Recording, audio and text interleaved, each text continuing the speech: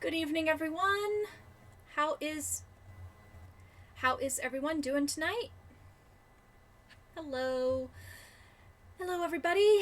I am doing okay, although I'm a little miffed. Missed out on ordering a doll I wanted.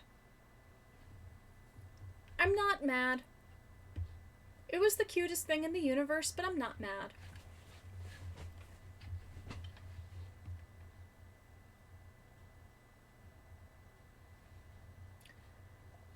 So, how was everybody's weekend?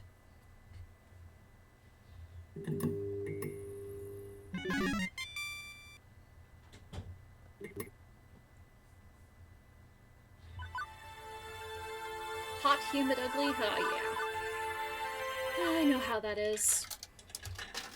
Alright, so we are rejoining our group in level 3. Take it to the max.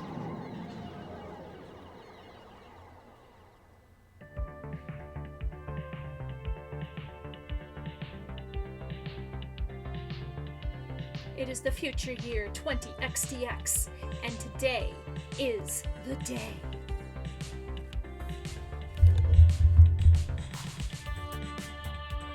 Well, not the actual big day when we reveal phrase invaders, but a big day in relation to that big day, and I am completely stressed out.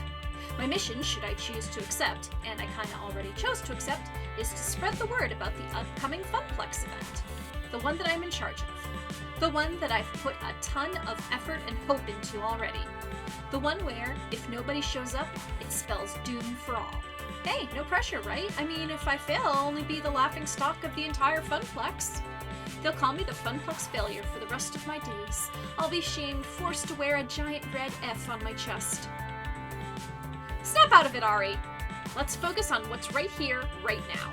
Specifically, a giant conglomerate horde of people that keep bumping into me and smell like corn chips, and there is nowhere to run. I might be in a little over my head here. Working in the arcade, I've gotten used to smaller crowds. My skin has gotten a little thicker and resistant to sticky soda hands touching me accidentally. But nothing could have prepared me for the sheer scope and scale of this. Just me and, I don't know, maybe 50,000 other people. I know Naomi is the one who doesn't like crowds, not me, but come on now, this isn't a crowd. It's a Gogeta-sized evacuation mosh pit. Complete with Gogeta-sized screens hanging overhead, constantly showing advertisements for arcade games and industry happenings. Wow, it's so exciting. Isn't it exciting, Ari? That is a word, yes. I've never really been to one of these things. What a spectacle. Thanks for giving me a ticket. I really needed to get away for a weekend. Ooh. Hey, Ari, how are you holding up? Looking a little green around the gills there.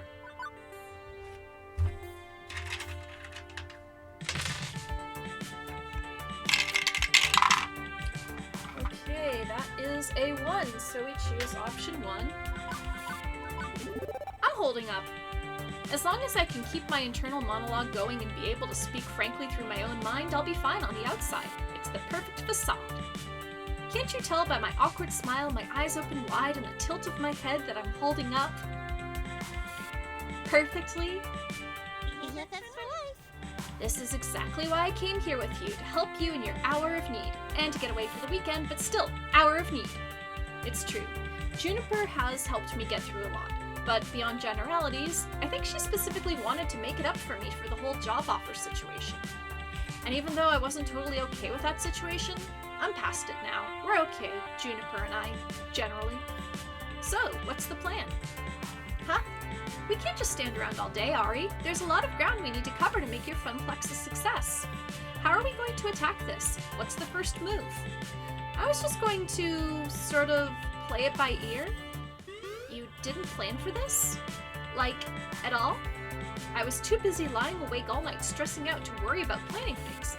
Look, I'm new at event management, much less event promotion. Ari? Well, let's start with this. Juniper swings her book bag off her shoulders and crouches on the ground. She opens it up and pulls out a stack of papers. Hold these. I cradle them in my arms. Okay, I'm holding these. What are these exactly? Flyers, silly, the ones you wanted for promoting your big event. I managed to print off quite a few before the boss started giving me weird looks. Why are copier rules always so strict in office jobs? It's just paper and I needed it. I flip a sheet over and I start to remember.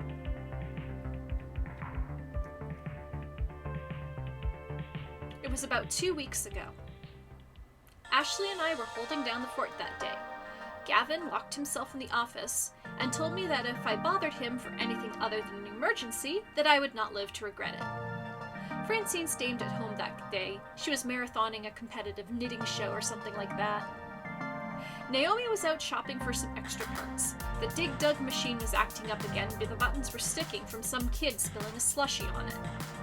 So what started as a pretty boring day in an empty Funplex changed rapidly, when Teo came into the Funplex carrying an armload of giant rolled-up posters. Hello there. Heyo, Ari. Heyo, Ashley. Welcome home, Teo. Hiya. Good morning, my fair Teo. How's art thou? Only so freaking excited? I might explode into 1,000 bits. Please don't. That'd be an awful mess to clean up. We don't nearly have enough hydrogen peroxide to get out the bloodstains, and I don't have a plastic tub full of lye to dissolve your body parts in.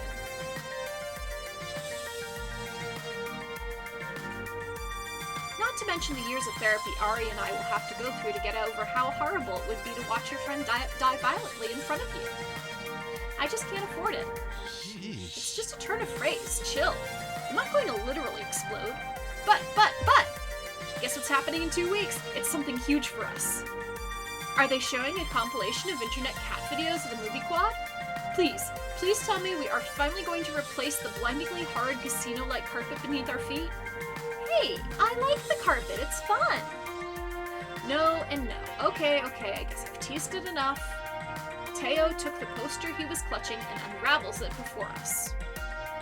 It's Max time! Oh my gosh. Max? Max is already here? Hoops. I thought that wasn't for another month. This means I really gotta double down on my cosplay production. Say goodbye to sleeping for the next 2 weeks. I've got so much to do now.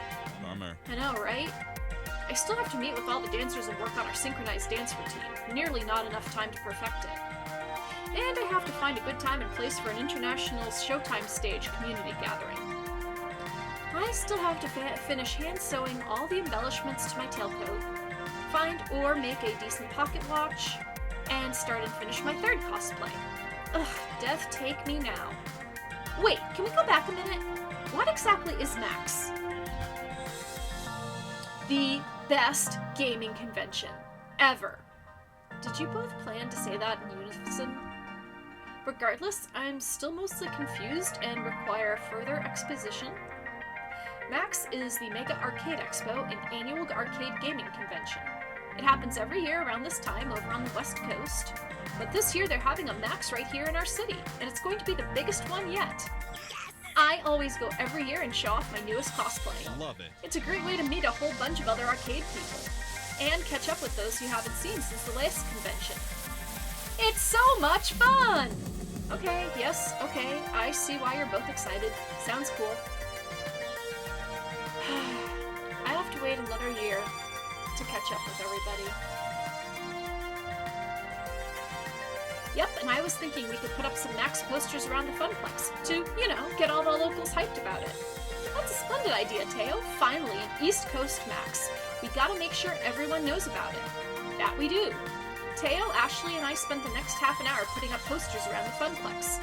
We plastered as many surfaces as we could without making it look too obscene. While we were pushing pins into the wall, Teo and Ashley kept telling me stories of past Maxes and all the fun they had. Their spirit was infectious at the very least. Hard for me to avoid ending up on the hype train. Choo-choo. But importantly, the more I heard, the more I started thinking about how we could use this event to benefit the Funplex in some way. As the Funplex's newly minted event manager, I had to be on the lookout for opportunities like these. The very first Max on the East Coast, it'd be perfect. Hey, we can promote the Funplex's events at... Hey, can we promote the Funplex's event at Max? Good for local buzz, and maybe we can convince some out-of-towners to stick around for it. Ooh, that's the one you've been working on, right, Ari? Yeah, I've got ideas for tournaments, token discounts, much to Gavin's displeasure, and more. And we'll be revealing the new game we got from the raid. I see. And do you have a name for this grand event yet? Yeah, Ari, what's it called? I've been thinking long and hard on coming up with a perfect name. But I think I figured it out. Are you ready? Am I? The suspense is killing us. The Funplex events will be called... What's the event name? 15 characters max. So the default name is going to be Funplex Rising. So anybody got a suggestion on anything I can call it other than Funplex Rising?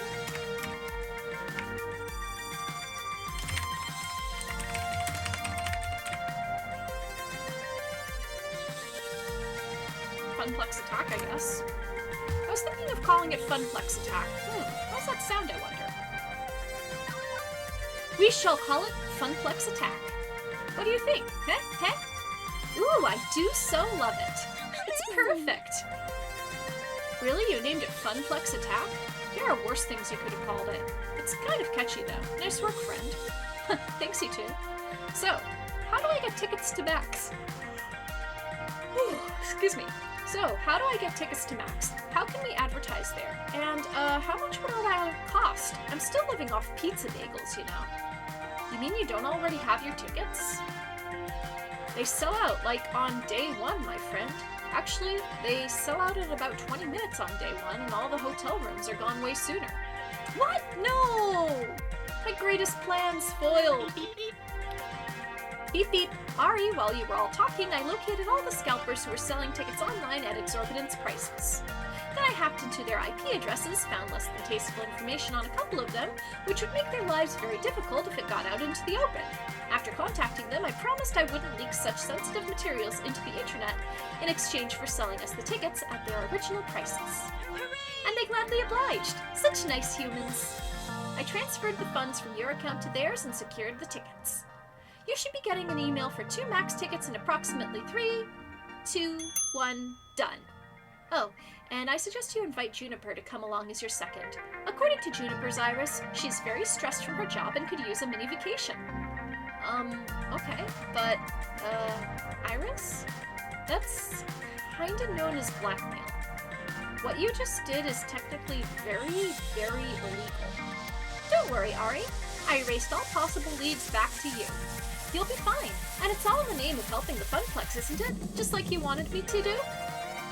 Well, Iris has been dedicating herself to this event. I couldn't be doing it without her, even if we need to have another talk about human ethics. Hey, MDisc, how's it going? Fine, but next time, let's do it without any federal crimes, okay? Okay, it's a promise. Regardless, hey, tickets! Now you can go, sweet! And I'm not going to pity a few cold-hearted, bloodthirsty ticket scalpers myself. Those guys ruin events like Max. Also, while I was procuring your tickets, I stumbled across the Funplex's Facewall account. It hasn't been updated in exactly 13 weeks, 2 days, 14 hours, and 54 seconds. The Funplex's social media presence is completely non-existent. Wait, we have a Facewall account? I mean, that does make sense, but still, I had no clue of its existence. I sorta run it. I'm really bad at keeping up on it, though. That sounds like it would be Gavin's thing. Why isn't he in charge of it? Gavin couldn't care less about social media. He says that, and I quote, "Social media is where idiots go to yell at each other about nothing of any importance, and I'm not going to waste my time with it." That also sounds like Gavin. Yep, and Francine is too old to understand the importance of social media. Naomi is way too busy with all of her beloved games, so it fell into my hands. Which, as Iris stated, I haven't been doing a great job at it. Well, we should take advantage of it for this. We can use the Facewall account to spread the word of Funplex Attack. You're completely right. I should work harder at it. Or, if you want, you could take it over. As the event manager, that'd make sense. Okay, let's roll to see if Ashley's gonna handle it, or if I'm gonna handle it. Okay, 1 to 3, I'll take it over. 4 to 6, Ashley will continue. And it's 4, so Ashley's going to continue.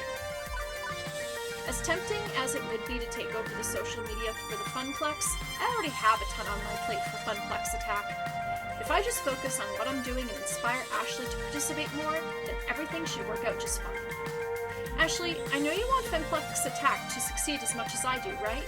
Of course! The Funplex is our lifeblood after all. The Funplex's mother and father. I would give my soul for the Funplex. Okay, isn't that a Babylon 5 reference? Dark. We need to find you two some more hobbies. Great. I need you to put more effort into updating the Facewall account. Yes, I'm on it. Ashley immediately pulls out her phone and starts fiddling with it. I sent you the login info too. You should really have access to it, you being the event manager and all. Login, get! Excellent. Ari, I can help the Funplex keep up with the Facewall too. I can program timed posts and use effective keywords to get the most out of each post. SEO is one of my many, many talents. That'd be helpful, actually. Just, don't break any laws. Sounds good. Understood. Do I have permission to access your contacts on your Facewall? Sure. And there. I've sent out notifications to everyone on your friends list and your friends' friends list about Funplex Attack. That was fast. No joke. One more thing. Your site should have about 75% more images. Did you know that 90% of people prefer looking at pictures online rather than reading? Sometimes I just don't understand you sentient beings. Your Iris does make a good point. We should totally come up with a poster for our event. We can hand them out at Max too. And of course, put them up around the arcade. Okay. The arcade isn't too hectic today. Ashley, if you can watch the floor, I can go design us a sweet flyer to pass out to the congoers. It is time to deploy my mad artist skills. Ooh, sounds like a plan. Let's make this the best Max ever, one we will never forget.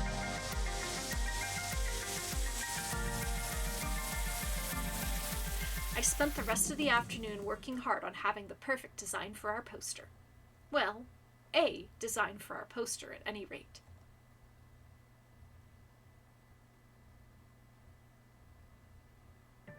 Which brings me back around to the stack of papers currently in my arms, which do not, in fact, resemble the poster I designed.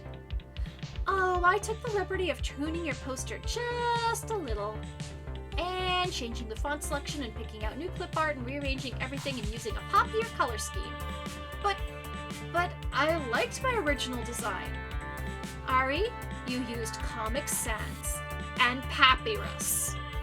Comic Sans is cool, right? It looks like a comic book. Gamer nerds love comic books, don't they? And Papyrus was in that movie with the blue cat people aliens everybody loved. Take it from a wannabe visual designer, Comic Sans is a one-way ticket to the uncool zone. But these new flyers are gonna pull people in from the four corners of the globe.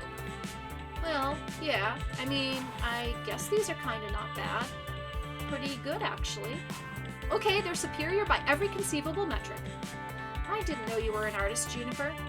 Well, I'm not really. I guess I'm good at pretending to be one, but I couldn't, make art for a living, right? I couldn't, Anyway, if that stack isn't enough, I also emailed you a copy of the original file. Just take it to a copy shop or something. They can run off more. Publishing document get. So, back to the point at hand, getting the information to the masses. Maybe if we just start yelling, "Hey, you guys!" Several people turned around and looked at us confusedly. Juniper! What? Yelling is probably not the best way to get our word out. And I'm actually still waiting for Ashley and Teo to show up. They promised that they would help me, so I think I'll just hang out until they arrive. As you like. It seems my work here is done. Juniper pulls out her phone and checks it. You Funplex folks fling some flyers. As for me, there's a really cool panel I wanted to attend. How to get your foot in the door of the arcade art industry. Not that I'm seriously thinking about it, just, it's interesting and stuff. Later. Oh, it's starting in 10 minutes. I'll catch up with you at home. Good luck, Ari! Juniper waves as she trots off. I lose sight of her instantly as she ducks into the crowd. Growing up, I always knew that arcades were amazingly popular, but the reality of all didn't really stick until being here at Max. Thousands of people all coming together for their love of games. It's actually pretty darn inspiring. I muster enough courage to wade my way through several hundred people in the main convention hall. Eventually, I find a safe space, a humble bench near the water fountains. I make this my home base while I wait for my friends. Since both Teo and Ashley are running late, I have some time to fully take in my surroundings in a calmer fashion, of course. Everywhere I look, everything I see, it's all steeped in arcade culture. Booths are set up for all the major arcade companies, each table vying for the attention of the crowd. Some have spaces set up with stages, flashing lights, and people throwing t-shirts into lines of people. Can we talk about these lines for a second, though? There are lines for everything. Lines to play games, lines to go see a panel, lines to eat disgusting convention food, lines for the bathroom. There are even lines to get into other lines! And they all just wait there, standing happily, chittering amongst themselves. I have trouble waiting in line for 10 minutes at the whole story for a coffee, let alone waiting in lines for 3 hours just to play a game that'll be released in 4 months. These people aren't even human anymore. Their perseverance is godlike. The sensory output here is overwhelming. People are shouting and laughing as they crowd areas. Music pumps out of several different booths, making it a weird mashup of notes and chiptunes. There's even a giant dinosaur that people can take selfies with. As I contemplate how I'm going to attract all these people to Funplex Attack, I hear sounds of very loud and very upbeat music from behind me. I feel the bumping of the bass reverberate through my shoes and I turn around. Ari! Teo sits down a colossal boombox at his feet. I recognize the music now. It's from Showtime Stage, and Teo is bumping his signature song. I motion for him to turn down the music and he complies. The last thing I need to do is lose my voice from shouting before I even get the chance to talk to anybody. Hey! Sorry I'm late. I had some last-minute dance moves I had to incorporate into the routine. No worries, I just got here myself. Despite Max's many attempts to trample me, I have survived thus far. Yeah, looks like you are significantly non-trampled. Nicely done. Don't congratulate me yet. We still have the rest of the day to adore. What's with the boombox, by the way? Oh, this? It's for the Showtime Stage gathering. There are going to be a couple hundred of us from all over the world. I didn't realize that there's Showtime Stage communities in other countries. Absolutely. We're actually the second biggest community. The largest is in Japan. Several players flew all the way from Tokyo just to be a part of our Showtime Stage flash mob.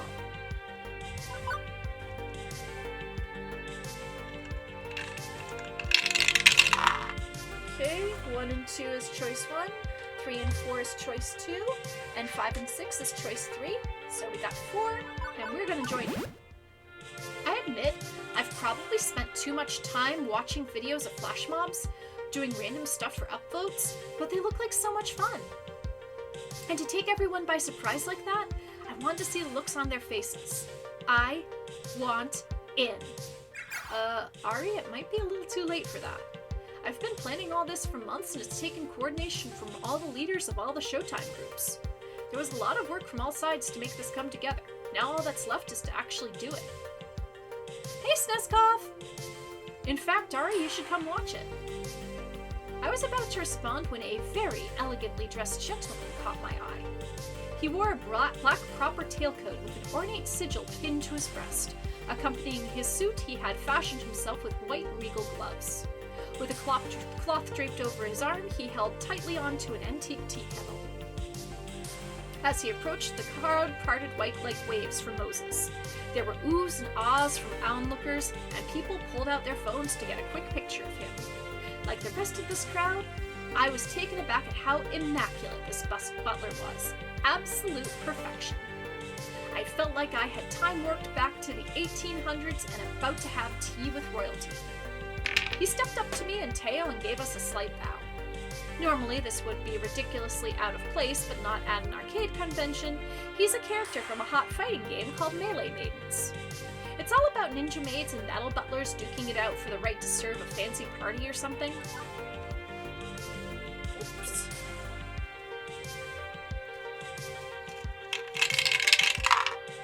Okay. 1, 2, 3, and 4, and it's 5 and 6, so we choose option 3. I can't quite put my finger on it, but he really looks familiar. Maybe I've seen him at the Funplex before. I always feel so bad when I can't remember people I've met prior. Excuse me, have we met? Ari, it's me. Huh? How does Mystery Butler know my name? Do I have a stalker who is also a butler? What if we work together? Huh? Did Francine hire someone and not tell me about it? How long have Gavin, Naomi, and Ashley? Took you long enough, jeez. The confused look on your face. Priceless. Have you never seen Ashley's crossplay before? Possibly, possibly not. What's crossplay? It's when you cosplay as another gender. Oh, okay. Ashley, seriously? You look completely different. I didn't even recognize you. I'm sorry I let you think otherwise for a minute, but it was all in good fun. No worries, it's pretty impressive work. Well, it's not impressive at all. I mean, I could have done a much better job at sewing the coattails, and I need to be like 5 inches taller, and I didn't go to the gym enough before this. You can't change any of that now, and honestly, it looks fine. Regardless, the cosplay parade is starting soon, and I need to get over there. You should come with me. Hey now, Ari was going with me to the Showtime stage gathering. Well, whatever Ari wants to do, it's their choice. That's fair. Either way, it'd be a good opportunity to promote Funplex Attack to one crowd or another. So, would you like to come with me to the cosplay parade? Or join me in the flash mob? Alright, 1 through 3 we're going to go with Ashley, 4 through 6 we're going to go with Teo. And it's a 6, so we are going to go with Teo. Hell yeah! Let's go! Teo led the way as we navigated around clusters in the crowd, his boombox carried at his side.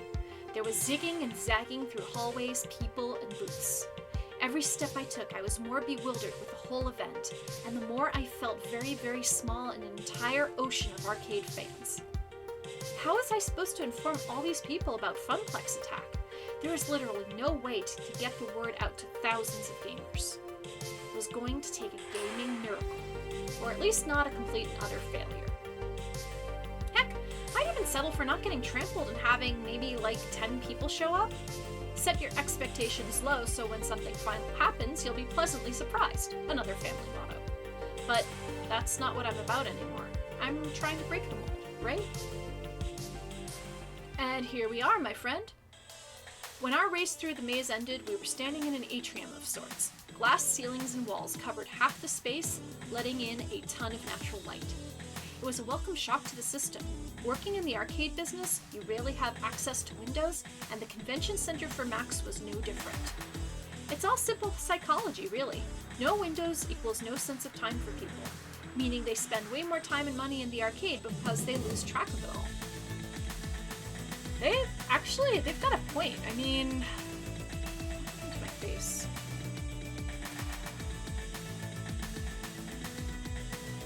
Got something on my face, I think.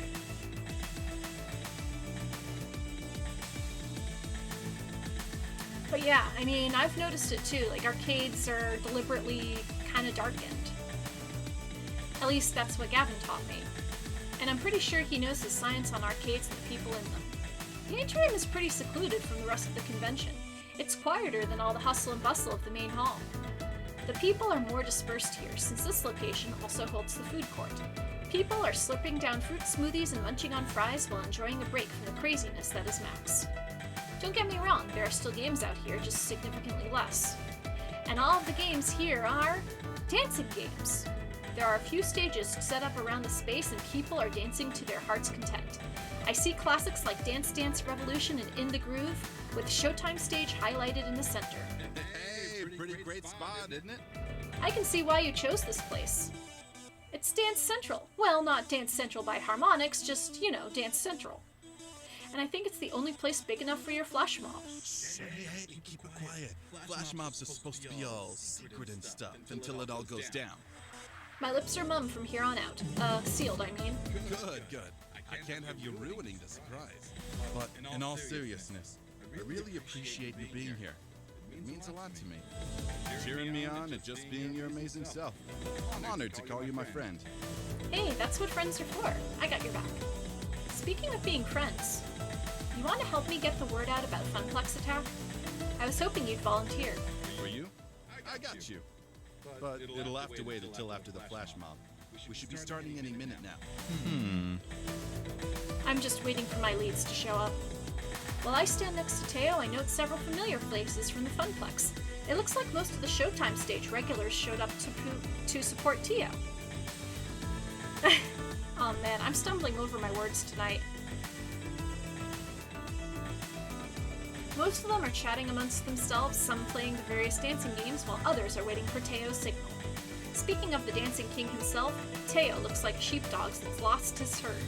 He's watching the crowds frantically for his friends, and he's mumbling to himself under his breath. He normally has such a calm and collected air about him. This is completely unlike him. Teo, what's up? Well, Oh, just worrying about everything collapsing from underneath me. This whole thing won't work unless I have all the group leaders. And right now it's just me and my sister. Sister? You've never mentioned you had a sister before. Well, you don't really talk about family much, so I felt it would be impolite to bring it up. Touché. Your sister is one of the dance leaders? absolutely. Oh yeah, honestly, she's probably a better dancer than I am. She taught me everything I know about dancing, from the chess to the moonwalk. When I was a kid, I would watch her dance recitals and be in complete awe. Every turn, step, and movement done with absolute elegance. I can't even come close to comparing to my sister. I'm awful. Hold up just a minuet. Teo rolls his eyes and lets out an exasperated sigh at my cool dancing pun. You're way more talented than all the others that dance at the Funplex. That's why they chose you as their leader. They look up to you so much for more than teaching new dogs old tricks. You're kind, Ari, but what you don't understand is that Showtime stage is completely different than traditional dance. You lost me. Like, we were walking along the same point there, but then I spotted a candy store and ran off. That's how lost I am.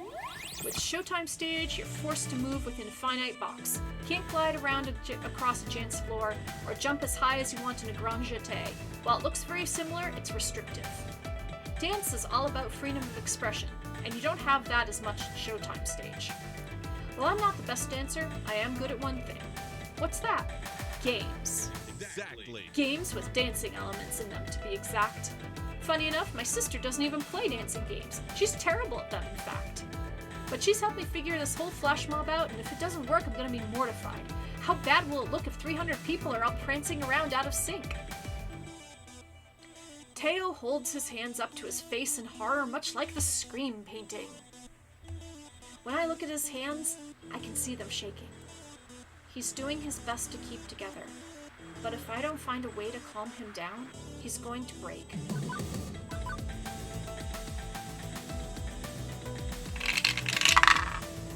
Okay, 1 and 2 is option 1, 3 and 4 is option 2, and 5 and 6 is option 3. We got 6, so it's gonna talk him down. Teo needs to understand that even if he messes up, this is no small feat. Teo, try to take a deep breath. Even if everything goes horribly awry, your sister is going to be so proud of you. You think so? Of course, your little brother is following in her footsteps. I can't think of any sibling that would be upset by that. Plus, if she completely hates you after this, not going to lie, I make a pretty good sibling. You, straight-laced by the book Ari, I think we make better friends. Teo looks way more relaxed now. He's laughing and smiling like he normally does. Thank you. Thanks. I am so ready for this now. Oh, Ari, can you excuse me for a minute? I see my peeps. I nod and he dashes off towards a group of people. They're all huddled together, and when Teo approaches, they all give him hugs and 5-5s. Everyone is in great spirits as they're getting ready for the big moment. Teo grabs his boombox from where he left it earlier and makes his way up to the main stage. As soon as his foot touches the platform, the Funplex crew who had commandeered Showtime stage quickly springs into action. One of them runs behind the Showtime stage cabinet and unplugs it from the wall. The bouncy Europop that was playing is replaced with dead silence. A collective gasp comes from the atrium. The other crew member pulls out a microphone from a nearby pack and hands it to Teo. He plugs the cord into the back of his boombox and brings it in close to his mouth. Max, are you ready for me to rock your body? There are cheers from the crowd as all the dancers are ready to get on with a flash mob. The delight of the crowd is feeding Teo's energy, and he's gulping it up. Don't turn away, not even for a second. Teo looks directly at me and winks. Watch me now. Teo begins with a snap and everyone falls into place. As Teo moves his body, everyone in the audience starts to mimic him. Slowly, more people join in, group of people after group of people. Soon, the entire room is dancing, moving together like a school of fish, but way more upbeat and not getting eaten by sharks. The music pumps into the atrium and everyone is feeling it. Teo leads the flash mob from the stage and he's putting his entire spirit in. He's smiling from ear to ear as he hits every beat with utter precision. The congoers who aren't participating in the flash mob have pulled out their phones and are recording the whole thing. Gamers are exchanging gossip and taking pictures. I'm sure I'll be reading about this all over the social media. Actually, I should record this to a file so Ashley can post it later to our Facebook. I pull out my phone like everyone else and snap a few pics and video clips. The flash mob itself didn't last more than a few minutes. And in a dramatic end, Teo jumps off the stage and into the crowd. The people immediately part for Teo as he strolls deeper into the middle of the masses. The same Funplex crew members that helped earlier are following Teo with his boombox. Once Teo makes it to the center of the crowd, he motions for his friends to put it down. Once again, he brings the mic up. Well, did you like it? And once again, cheers erupt from the throng of dancers. Teo claps along with all the bystanders. Thank you. Thank you. Max, you are too sweet. You know, I couldn't have done this whole thing without the help of my friend Ari. More clapping and shouting, only this time it's for me? They gave me encouragement when I needed it the most. Ari, why don't you come here for a minute? Me? I point to myself. No, the other Ari standing behind you. Get your buns over here. I feel a couple of people lightly push me towards Teo. Hesitantly, I made my way over to him. It was weird to be surrounded by that many people, but being next to Teo made me feel comfortable about the whole situation. It's good to have backup. Everyone, give it up for Ari. More happy people cheer for me. Now, I really want you all to listen to them. Like, really listen. It's an important announcement. Teo hands me the mic and leans in next to me, whispering in my ear. You wanted help with Funplex Attack, right?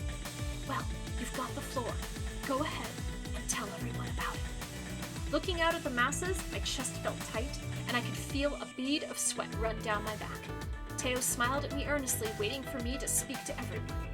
This was it, wasn't it? This is what I had been asking for, to go out and do something for myself. I couldn't back down now. I had to do this for myself. I was going to prove to myself that I am not a duplication of my family. I can break the mold. Huh? I took a deep breath and mustered every ounce of confidence I could find hiding within. I took the mic in my hand, blinked once, and began to speak. How's everyone enjoying their Max? A good amount of wooing and cheering came from those around me. Step 1, always get the audience on your side. What about that flash mob though? Fantastic, right? I know you all are having such a great time, and why let it end after today? Next weekend, Francie's Arcade Funplex at the Twin Pines Mall is going to be putting on a special event, and it's going to be one hell of a time. It's called Funplex Attack, and we need your help to make it as good, if not better, than Max. Teo leans in to play part of my co-MC. Sure. You had me at special event. Tell me more. The Funplex is a growing and humble arcade, but packed with the best games around and the best gamers around. It's our first big event, and we need your help to make it rock. We're having a Fist of Discomfort tournament, an exhibition event to break the world record high score of Moopy's Magical Maze, high score competitions on every game in the arcade all day long, and we'll be revealing a brand new mystery game, a rarity you won't believe. But that's not all, right, Ari? Nope, Showtime Stage is a huge part of the Funplex, and we owe our Teo thanks to that. As you know, he's cultivated this community to what it is today, and to celebrate that, we want to offer the exclusive event to all you dancers out there. The special dancing event at Funplex Attack will be, drumroll please, Teo starts slapping his hands on his thighs to imitate a drum.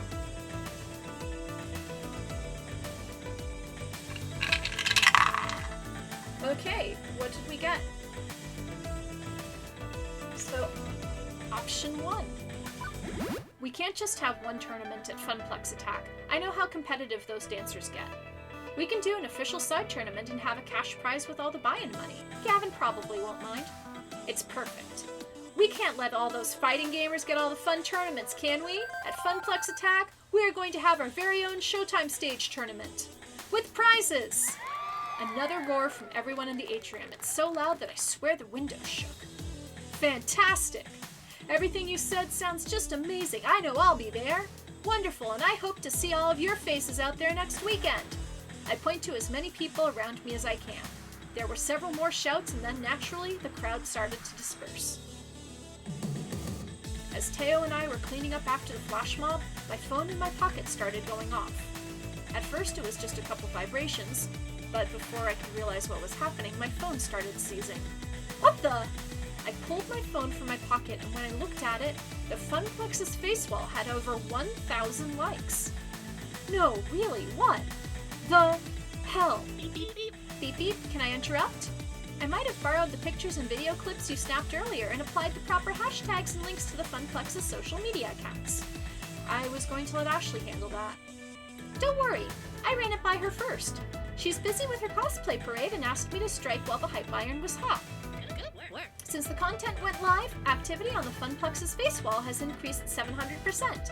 The buzz about Funplex attack is off the scale. Note to self, invent a new scale. I quickly scanned my own face wall, and even people I knew who weren't arcaders were talking up a storm about it. I also heard people around me discussing it. I can't wait until next weekend. That Funplex attack thing sounds like a blast. Oh, excuse me. I am totally going to that Funplex place. What's this mystery game they mentioned? It was great to hear all the buzz around the atrium, and Iris really helped with the social media aspect. I can't believe it was that easy. Sometimes that's all it takes. That was great fun, but I am totally exhausted. Me too. But you didn't dance. Hey, I faced my fears in front of several hundred people. If that's not exhausting, then I don't know what is. Plus, I'm hungry. You could always go over to one of the food vendors and play at $12 for overly salted French fries. Well, there goes my appetite. You know, Gavin and Naomi are running a pop-up arcade for the Funplex along with some other local arcades in Hall B. Could always pop by there for a breather with some friends. How about I meet you there later? I need to debrief with the other leaders first. Sounds good. Be seeing you. I wave bye to Teo as I make my way toward Exhibit Hall B on the lookout for Gavin's serious face or Naomi's kind one.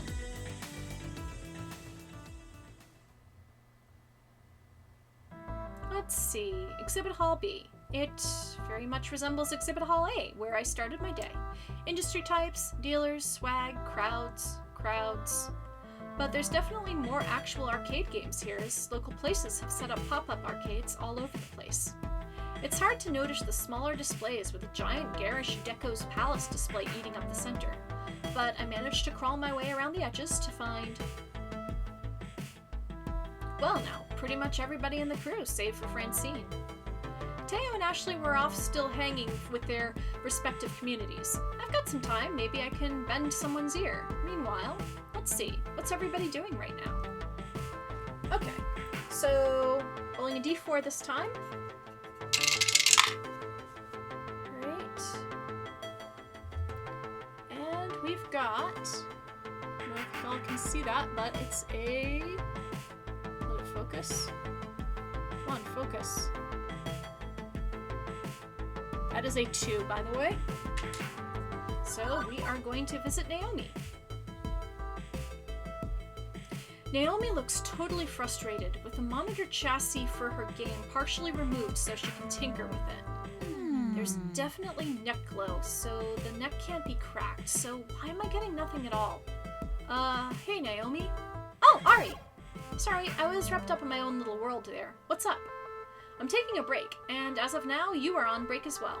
That's sweet, but I really can't. You're getting nowhere with that game. Take a break. Consider it in order. I guess I'm on break then. Cool. You want to get away from the crowd a bit? Find a quiet corner and hang out, decompress a bit? Ugh. Absolutely. I can busy myself with the games, but I hate the crowds. Always have, every year I go to Max. Naomi reaches out and grabs my hand before I can object, and drags us off to a semi-quiet little niche between two display booths. Good for a private conversation. Okay, no broken games, no chattering strangers. Good. Honestly, I love my retro games, but I wish they'd break down less often. All this 1980X tech is fun to play with. Except when downtime is lost to profits. Okay, so I gotta know, why the fixation on retro games?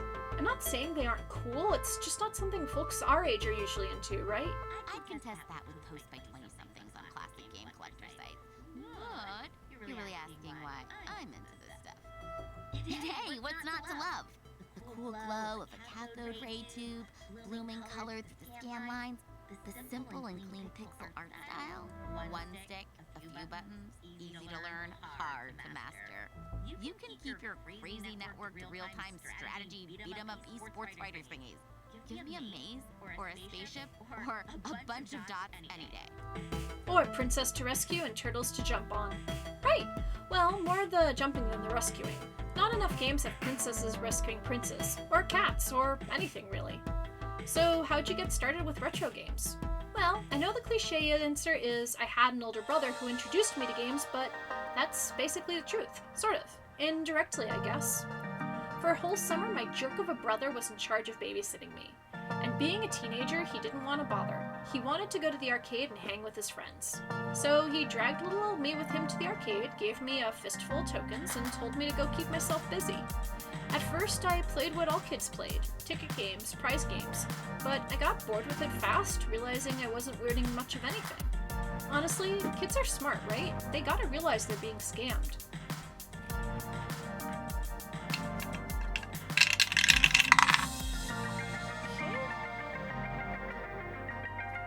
We're going with option 1. As someone who's worked the floor for weeks now, trust me, kids are blind to how the house always wins. It's disgusting, really. But capitalism demands you have those games anyway, because, hey, profit, right? Ugh, I know, it's lousy, but that's the way it has to be. I just hope we don't end up as bad as Deco's Palace. Plus, well, there was one other problem with the ticket game area. Too many kids, just way too many kids I didn't know from schools I didn't go to. I was too timid to ask someone to leave a game I wanted to play, or even to hover around them, worried they might talk to me. I'm not really not good with strangers, huge crowds of them. Once I got to know someone, well, they're not a stranger, that's different. Like you. I got to know you quickly enough. Excuse me. Considering she gave me her lunch on day 1, quickly indeed. Alright, I'm gonna be right back, gonna go grab myself something to drink, and it'll be a few minutes.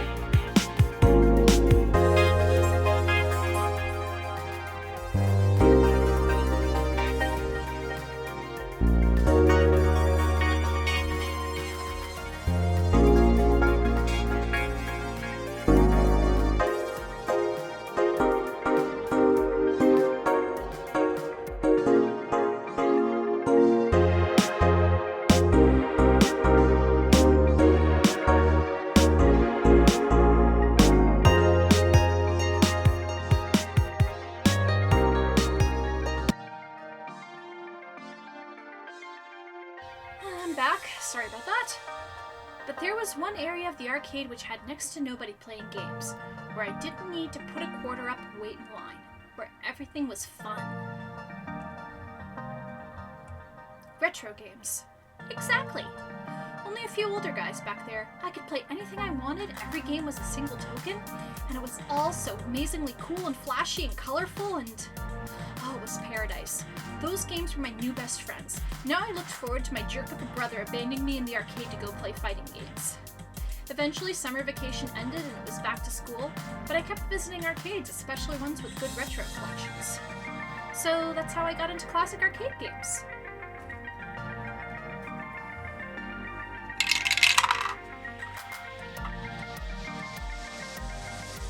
So it's number 2, so we go with option 1.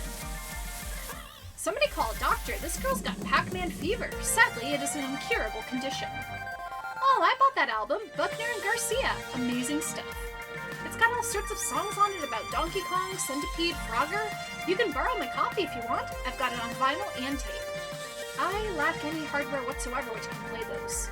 Really? But vinyl is so much better than MP3. Ladies and gentlemen, Naomi Fairchild, the hipster who could fit into your pocket. I know it's a little weird for me not to be interested in newer games, and it's not like new games are universally awful. But I like what I like, I love what I love. I do what I love for a living. How cool is that? As long as the Funplex stays open and keeps its retro spirit bright, I'll be happy. Well, event manager Ari will see to it that we keep our doors open. That's why I'm here at Max, to make this event the big deal it deserves to be. Thanks so much for that. I'm no good at the meet and greet stuff. I think we should go get back to what we do best. For the glory of the Funplex. For the glory of the Funplex. Bundoru, bundoru! The two of us make our way back to the mini Funplex. Her to resume tinkering, me to catch up with Theo and Ashley again.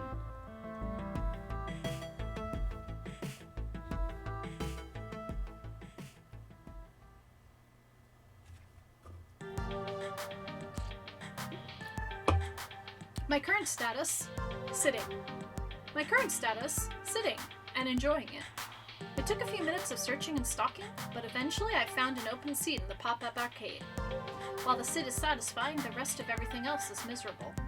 My feet are sore from walking all over, and I don't remember the last time I ate. I feel dehydrated and I have a slight headache from all the noise. And there are still 4 more hours of Max left. Oh, if Gavin saw me in my current state. Leaning back, arms at my side, completely exhausted. I can picture it clearly. He'd be looming over me with his dark, unfettered eyes. He would lean in close and frown. Grumbling, he'd say, "Ari, may I remind you these seats are for patrons only." I audibly sighed just thinking about it. As luck would have it, though, Gavin and Naomi are huddled over the Galaga cabinet, trying to figure out why the monitor's not working. Freedom. My buns are experiencing the best freedom has to offer. And while my body feels like it could collapse at any moment, I feel good about it. Right? Getting the word out about Funplex Attack was great. Seeing people's faces light up with excitement is why I'm really here. Plus, watching Theo inspire the crowd was an added bonus. His energy is infectious. I smiled to myself. The pain in my heels and the grumbling in my tummy, worth it. While enjoying the respite, I let my eyes close for a moment. And of course, the second I do that, I hear footfalls closing in. Here you are, Ari. We've been looking all over for you. But we were specifically going to meet back up here, at the Funplex Pop-Up Arcade. Yes, but we didn't expect you to be tucked into the darkest corner of the arcade. I'm hiding from Gavin. He'll put me to work if he sees me. Hiding behind the pinball machines is probably not the smartest choice then. You know how much he loves pinball. Every spare moment he thinks no one is watching him is spent getting that high score. I have so many candid pictures of my phone of him playing pinball. You have to show me, like right now. Haha, yes, his concentration face is so cute. Before I can even react, Ashley has her phone out and is scrolling through pictures of Gavin. Both look up at me guiltily. Don't we have more important matters? Max is over in a few hours, and we will have a lot of work left to do. You're right, Ari. Please don't tell Gavin. Your secret is safe with me. Right, so, business time. I think I got something. Go on. I have a friend, and she's an indie arcade developer. The new title she's been working on is amazing. It's got co-op, it's got competition. It's got magical schoolgirls. Now you're talking. It's got it all. Wait, I'm pretty sure I've heard of this game. Is it called Magical Moon Cuties? Yeah, that's the one, and she's thinking about premiering it at Funplex Attack. Oh my gosh! Oh my gosh, it would be cooler than cool! It sounds interesting enough, might make for another fun game for people to play. Definitely. My friend is somewhat renowned in the indie scene, and the game has been in development for years. I'm sure it would create some buzz at least. Are you kidding, Teo? We'd be the talk of the arcade world. I do like being the talk of the world-sized things. Let's go check it out. I stand up, invigorated by the news. As I start walking back towards the hall with Teo, I hear a call from behind me. Wait! I turn around and see Ashley standing there fidgeting. Her green eyes are darting back and forth nervously. Ashley, I too have a plan. She motions for us to come back towards her, which we do. Huh? What's your idea, Ashley? She puts an arm around Teo and the other one around me, huddling the three of us together. So, what I am proposing might not be the most legal course of action. Do I even want to know? You've seen the huge monitors hanging from the ceiling in the middle of all the major halls, right? How could I miss them? They're constantly bombarding us with ads and false hopes of high-quality convention food. No matter how amazingly tempting that $9 hot dog looks on the big screen, don't even think about it. Exactly my point. Everyone is looking at it. I know a way to sneak into the back area. All we have to do is break into the main communication center and upload the flyer Ari made into the rotation. Whoa! You want to do what? Shh, keep your voice down, Teo. Unless you want to get arrested for being an accomplice. It's a genius plan. Everyone at the Max will see our name in lights. Okay, so yeah, that's a less than legal way of getting the word out, but I have to admit, you've got me intrigued. And it'd definitely work, but I don't know. Trust me. Of course, we'd need to go in disguise. I'm already nicely disguised, but Ari would need to switch into something way more distracting. Why more distracting, exactly? To distract from your face, of course. What I'm trying to say is people will remember the costume, not the person wearing it. I've got the perfect maid costume for you. It's from Melee Maidens, the same thing my costume's from. A maid costume? You want to put me in a maid costume? It'll be fun, and just the ticket for keeping people from recognizing you. But if you don't want to do it, that's fine. I suggest going with Teo instead and letting me take care of the advertising myself. It's cool. I can do it. Totally up to you, though I think you'd look super cute as a maid. Let's not forget about Magical Moon Cuties. I'd suggest you come with me instead. Far safer. Both options are valid, honestly. Splashy advertising would certainly drive foot traffic, even if getting it up there would be dodgy. Importantly, Iris could help us do it safely, without anyone noticing. Safer than Ashley going off on her own to try this inadvisable stunt. But a highly anticipated indie title might do the trick, and result in far less jail time. 1 through 3 is Teo, 4 through 6 is Ashley. And it looks like we are going to go with Teo. Ashley, you got this. You don't need any help from me. Honestly, I don't feel like getting carted off to jail today. It's not on my scheduled agenda. Plus, I'm pretty sure Ashley can handle breaking and entering all by herself. And yes, I do realize how wrong that sounds, even in my own head. I bet you've seen plenty of heist anime, so much that you can sneak into the Natural History Museum and steal the world's biggest Fabergé egg in the middle of the day. I got like 12 bobby pins holding this wig on. I won't let you down. I know you won't, and please try to be careful. Ashley smiles wildly before prancing off into a crowd of arcade folk. You can stop worrying, Ari. Ashley knows exactly what she's doing. That's why I'm worried. Ha, fair enough. Well, shall we go see a lady about an indie game? We shall.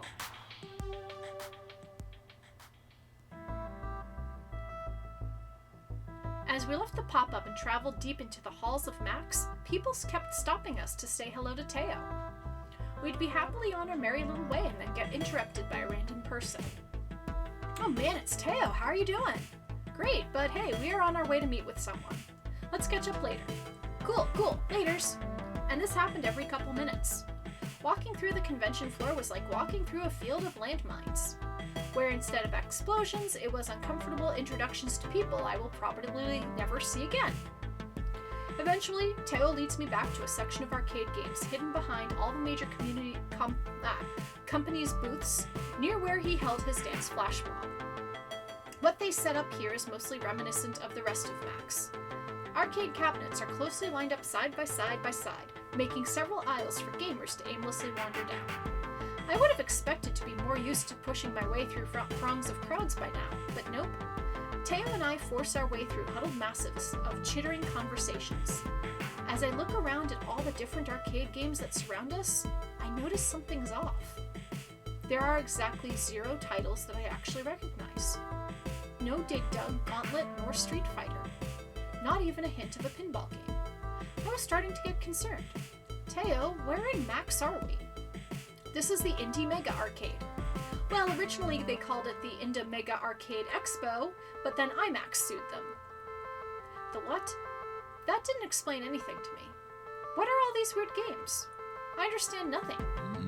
If you'll hush those alluring lips of yours for a second, I'd be more than happy to explain. Okay, I'm hushing now. Totally and completely hushed. Now, where was I? Ah yes, the Indie Mega Arcade is a huge area of Max that showcases all the new and upcoming indie arcade games. Indie developers get a chance to show off their stuff, get useful feedback, and maybe get a few people interested in their game along the way. That's the dream of the indie dev, to make a game that people enjoy playing. I really don't know much about the indie arcade scene, admittedly. Working at the Funplex offers me a crash course in arcade culture. Every day I'm learning about completely new aspects. It does make perfect sense to have an indie game scene, I just never realized that it existed. It's pretty amazing, actually. A community of people who share ideas and a passion. Can't afford mass production runs of games, but they've got a lot of heart, you know? They can't crank out a box for every arcade on Earth, but indie developers are free to make whatever type of game they want. No pressure from a big name company either. Complete and utter creative freedom. Really, anyone can make a game if you put your mind to it. In fact, I bet even you, Ari, can make an arcade game. What say you?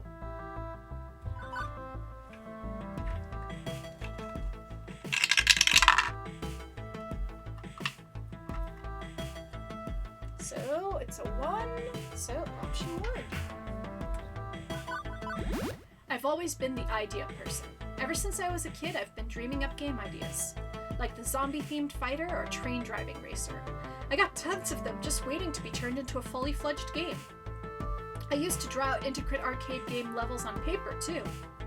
Being surrounded by hardworking individuals at the Funplex only enriched that fantasy. I mean, I can't code or draw, but I can always dream up new ideas. Teo, you don't even know. I've got so many ideas swimming in my head for a game. Oh yeah? What would you make first? I would make...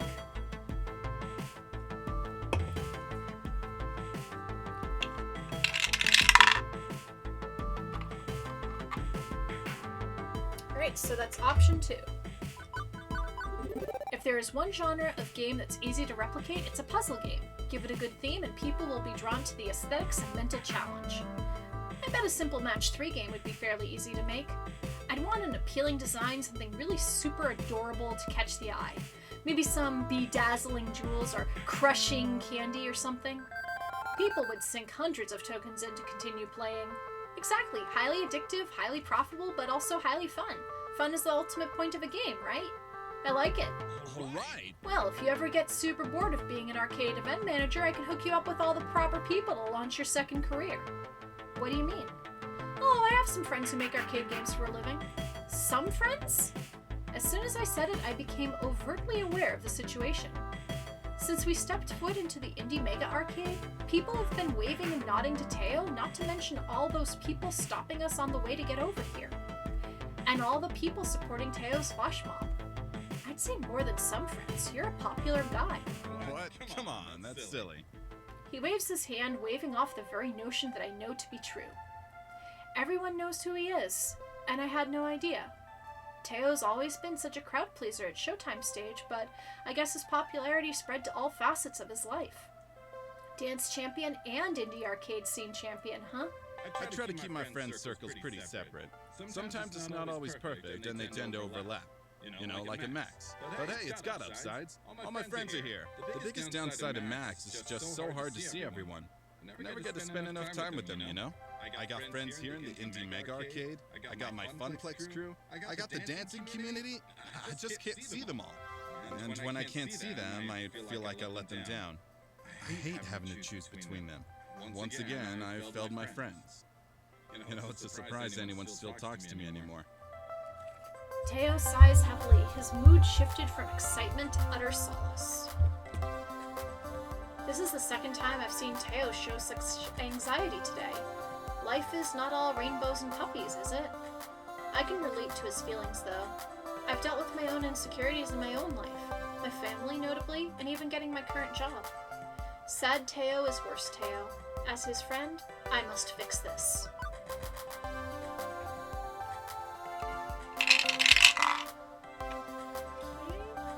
That's a 2, so option 1. Teo puts too much pressure on himself. With the amount of people he knows, it's physically impossible to see everyone. There is literally no way you can meet and hang out with every single person you know. If you had given 15 minutes time to the amount of people I've seen you say hello to, it would take you an entire day to get through them. You exaggerate. Teo, if there's one thing that you can be sure of, it's that Ari doesn't exaggerate. I only observe and state the objective facts. Usually. It's tough only seeing the people you care about every once in a while, but you've been doing a great job. I've seen so many of your friends stop and say hello to you, plus they completely understood when you told them you were busy. Not one left without a smile on their face. They really care about you. You know what, Ari? You're right. The more I hang out with Teo, the more I learn about him. It's always something new and something unexpected. Let's bring this back around to why we're here. How did you get involved in the indie arcade scene anyway? Through Michelle, the indie developer I want you to meet. I met her a few years ago at a previous Max. I was hanging out with my crew near the dancing games and she stopped by to play around. Since she was new to the scene, I struck up a conversation with her, much like when I met you. So there was plenty of flirting then. I cannot help myself when surrounded by such beautiful, wonderful people. And Michelle makes indie arcade games? She's only one of the coolest and most prolific arcade developers in the industry today. She's worked on several big-name indie games, and when she's not working, she's speaking all over the world about arcade development. Color me impressed. Sounds like Michelle is the sort of influential person who could really help with Funplex Attack. She really is. I'm what now, Mateo Alvarez? Oh, Michelle, only the worst person I've ever met. As to be expected from somebody of your caliber. Ha! Touche, I was just looking for you, by the way. Well, I'm glad I found you then. What's on your mind? I wanted to introduce you to Ari. Nice to meet you. The pleasure is mine. It took me a second, but Michelle totally looks like, uh-oh. You aren't perchance also a federal agent. This is it. I'm doomed. It was a setup. I'm about to be renditioned to a CIA black site. Who, me? No way. Although my sister, well, I can neither confirm nor deny what she does for a living. I see. Okay, that makes sense. Gotcha. I'ma shut up now and focus on arcade stuffs. I think what Ari is trying to say is that you seem to have a very confident and authoritative expression. That's it. Yep, that's exactly what I meant. Got it on the nose. Thanks, Teo. Sure. Okay, let's go with that. Anyway, I spoke with Teo earlier in the day, and he told me you had a business proposition. Consider me all ears. Allow me to elaborate. Ari here was recently appointed as the event manager for the Funplex. Congrats! That's the cute little mom and pop place where Teo gets his groove on, right? I would categorize it as more of like a grandma and grandpa kind of arcade. It's not the fanciest one out there, but it's got heart. I like an arcade with a good heart. It reminds me of my youth. The good old days when you could just walk into your home away from home, quarter up, and enjoy the company. But I digress, getting too swept up in memories. Tell me more about the proposal. Ari is putting on a special event at the Funplex called Funplex Attack. It's a celebration of the arcade scene, if you will. Oh, I will. We're going to have high score competitions, esports stuff, mystery game reveals, the works. I'm going all out on it. And Teo, I take it you're doing a dance event as well? He is, but it'd be great if we could add one more thing to the list. Maybe the premiere of a new indie game? Gasp! Could you possibly mean my game, Magical Moon Cuties? If you'll allow us the honors. Have I given you the elevator pitch yet? All I know is there are magical schoolgirls and I'm intrigued. It's a competitive, cooperative puzzle game where people have to work together to match all the magical orbs before their opponents can. Think 3-player magical drop, but with combo attacks. Everyone plays as a different adorable magical schoolgirl, hence the cuties part. That sounds better than the last time I heard it. Right? I'm pretty excited to share magical moon cuties to the world. I've mostly been doing some very selective demos for media outlets today, but so far the general public hasn't been allowed to play it. I'm looking for the perfect place and time to release it. Big publicity would mean I might land a manufacturing contract or a publisher so I could do a wide release. Funplex Attack might be a good choice for that, but I'm going to need a little more convincing. Oh my! We've got a redemption here! Let's see, Snezkov has redeemed a Dolly showcase. So let me take a few minutes. I am going to step back and I'm going to grab one of my dolls and I am going to talk about it. So give me 1 second, I will go find one.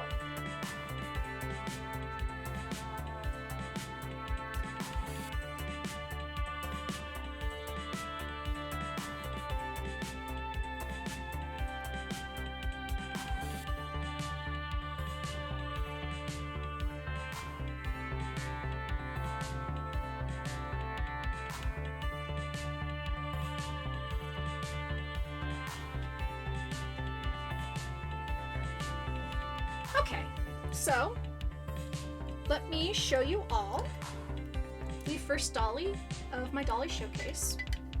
This is Pulip Raffia. She is a Pulip, which is a 1/6 size fashion doll. They are by a Korean company. Groove Inc. distributes them in Japan and elsewhere. I got her probably about, I don't know, maybe 8 or 9 years ago. So she is one of the earlier Pulips in the fact that she does not have the sleep eyes. Here's what you can do with Pulips. You can make them wink. There are buttons on the back of their head. It's really kind of a little hard to see. I'm going to pull up her hair so you can get a good look at the mechanism. There's 2 buttons, one for each eye. And then the little switch in the center, if you turn it from side to side, it moves her eyes. So let's do that. And you can see here, she's moving her eyes back and forth.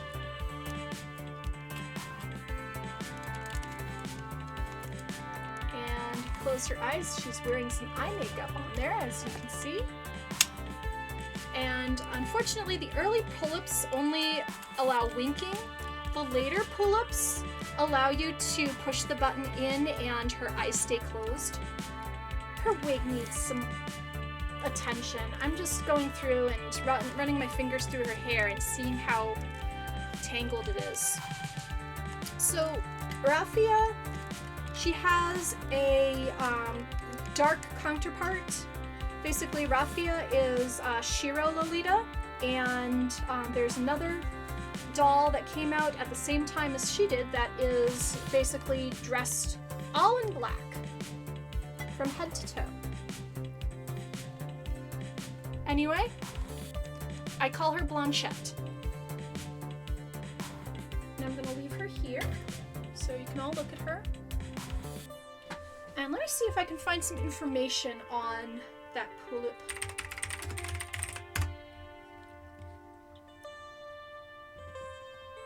Okay, this is from a, let's see. It came out in December of 2005.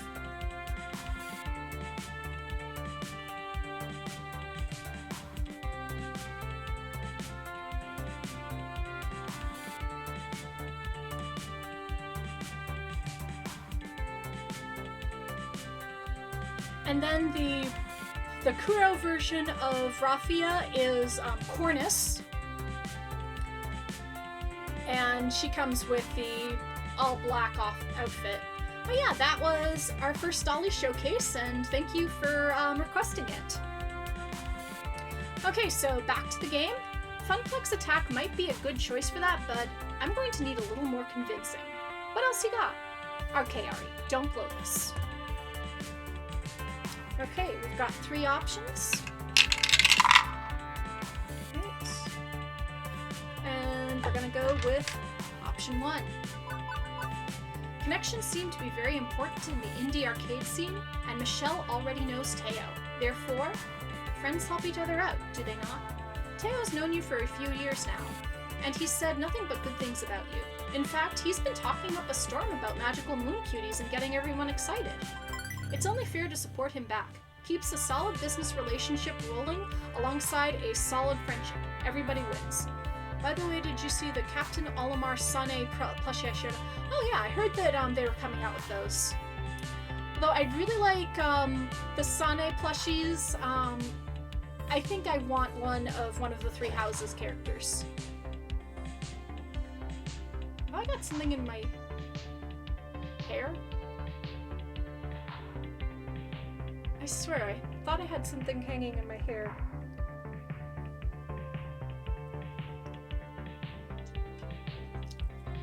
But I think it's just a trick of the light. Yeah, the light shining on my hair. Friends are the most important, and Teo's one of the best. Plus, I really want to play Magical Moon Cuties too. Huh, fair enough, I was just sassing you anyway. After I discussed it with Teo, I already knew I was going to show Magical Moon Cuties at the Funplex. Love the enthusiasm, though. Really? Really? I mean, it's either the Funplex or Deco's Palace, and while Deco is the heavyweight champion of the arcade world, it's not a good fit for my dreams. Great, so it's settled? I think so. I know so. Magical Moon Cuties will have its first playable showing to the public at Funplex Attack. I'll hold my prototype cabinet over to your arcade the day before so you can get it set up. I'd appreciate you keeping it hidden until the event, though. Already brought a mystery concealing tarp for our rare game release. Heck, what's one more mystery concealing tarp between friends? This will be an event to remember, and I'm thrilled. I can't wait to share the news with everyone. Ari, thanks for the support. I really appreciate it. Oh, but I should really be thanking you. Sorry to put this convo off, but Michelle, your next interview is here. It's Mark from Hexagon. Mark, Hexagon, got it. It's so hard to keep track of all these different media outlets. Ari, it's been great. My people will call your people, or whatever they do these days. Oh, expect your social media to explode later today. Ta-ta! And in a flash, Michelle wandered back into a crowd of people, her friend leading her into the next interview. Leaving me standing in shock, unable to believe what had happened. A top indie designer premiering at my event? I imagined the adorable smiling faces of anime magical schoolgirls. I could practically hear them cheering me on. I knew everything would be okay. This is my life? Huh? Huh? Oh, nothing, just musing to myself. Out loud, nonetheless. No worries, I do that all the time. Mostly when I'm alone, though. Love it. But overall, that went really well. I'm glad that Michelle was really excited to bring her game to the Funplex. Me too. Honestly, I feel like a weight has been lifted off my shoulders. What with you helping me raise the hype with your flash dance mod.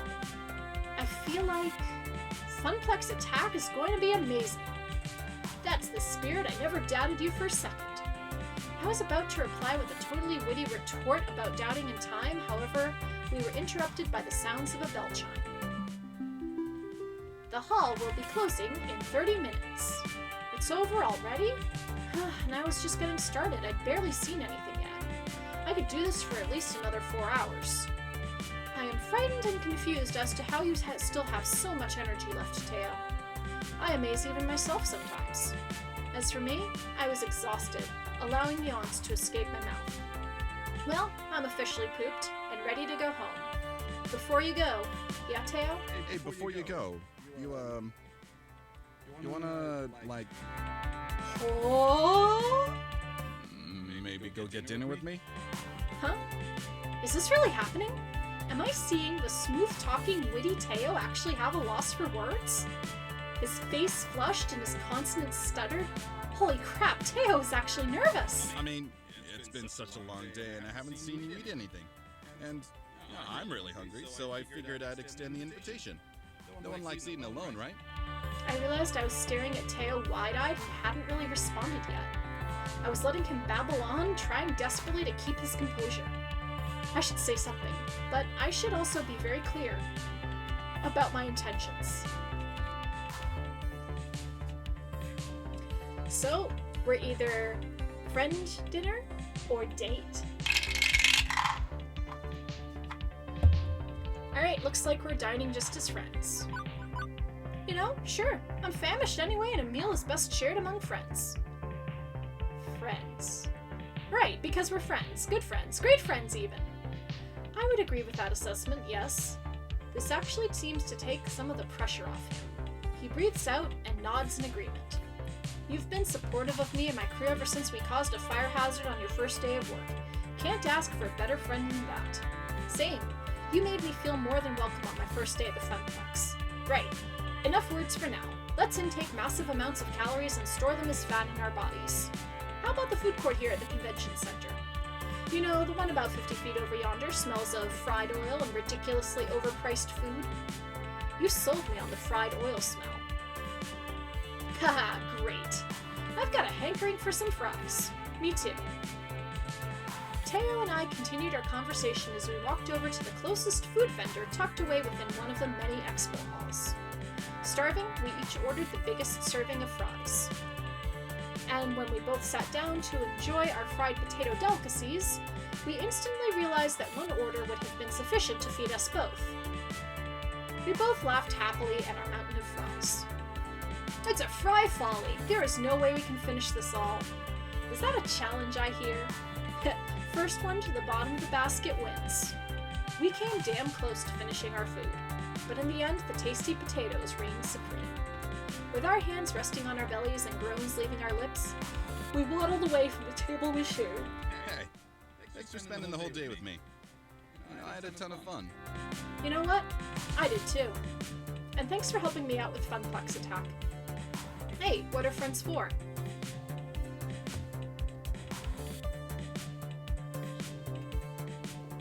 All in all, a successful day. Beep beep. Beep beep, Ari, you have a new text message. Operation Hot Dog Takedown mission complete. Asset extracted and heading home for a leisurely bath and some anime. Huh? She hacked the video signs and snuck away. Look at the screens. Our flyer's airing there now. Wow, I didn't know Ashley was a hacker. Maybe we should swap tips. I'd like the Funplex to commit fewer felonies rather than more, Iris.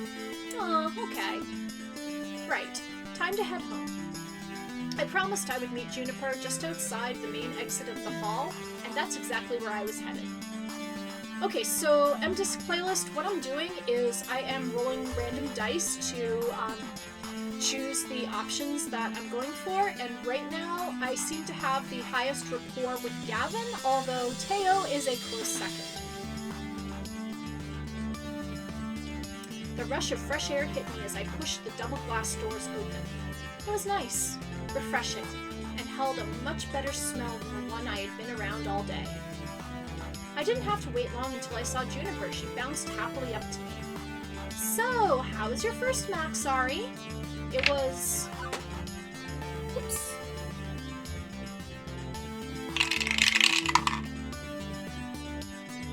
And that's a 6, so option 3. One thing is for sure, I'll never forget what happened today. I made so many memories, some good, some less than good. All burnt deep inside my medial temporal lobe. I'll never fail to remember this day. As to be expected with a convention. Although in your case, you really outdid yourself and got smacked for 300% of what anyone else would have, yeah? How do you figure? Well, most people drop by Max, play some games, maybe attend a panel or two, do some shopping. They're here to be catered to. You, on the other hand, were doing the catering. And like any good caterer, that means spinning plates and doing 12 different things at once. You found interesting ways to push Funplex Attack and promote the Funplex as a whole. You worked your butt off to do it. So rather than attending Max, you were Max. Sure feels that way. Totally drained. Ooh. I kinda envy you, you know? It sounds like you had some great adventures today, other than designing that flyer.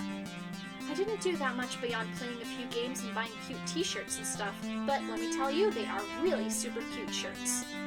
I'm glad I could support you though, even if it was just, you know, by doodling up a flyer.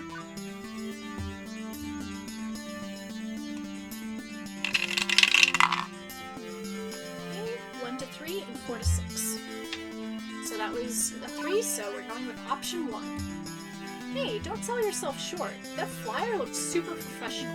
I mean, no Fun Comic Sans, but still pretty cool. Thank you. Thanks, Ari. I really enjoy doing stuff like that. I don't exactly get a lot of opportunities at the office to express myself. Okay, let's get home and get some real rest. We've both earned it. In fact, I'd say we took it, Juniper don't, to the max. Ugh. Hee hee.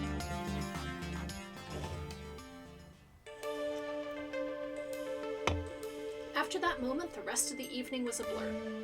I knew that Juniper and I took the train back home, heated up some pizza bagels, and I safely made it into my comfy bed. I think I was still in shock. At the beginning of this day, I thought no one was going to know about Funplex Attack. We'd be stuck as a relatively unknown mom-and-pop arcade, but now it seems like the whole world knows, which is great, but also pretty nerve-wracking. I sighed heavily, letting all my mixed emotions flow over me. There was no turning back now. What I set in motion will stay in motion. It can only get bigger and better from here. At least, that's what I'm going to keep telling myself as I drift to sleep. I'm proud of what I accomplished today, and I can't wait to tell everyone at the Funplex about all I've done. I hope they are proud of me too. And before I know it, Funplex Attack will be upon us.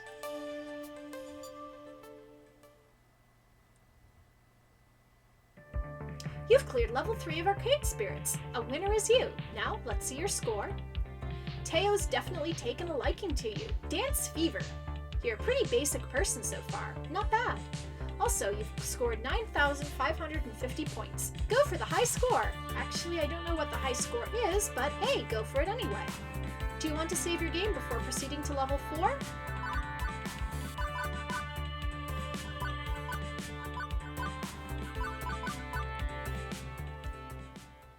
Okay, and we are now off to level 4.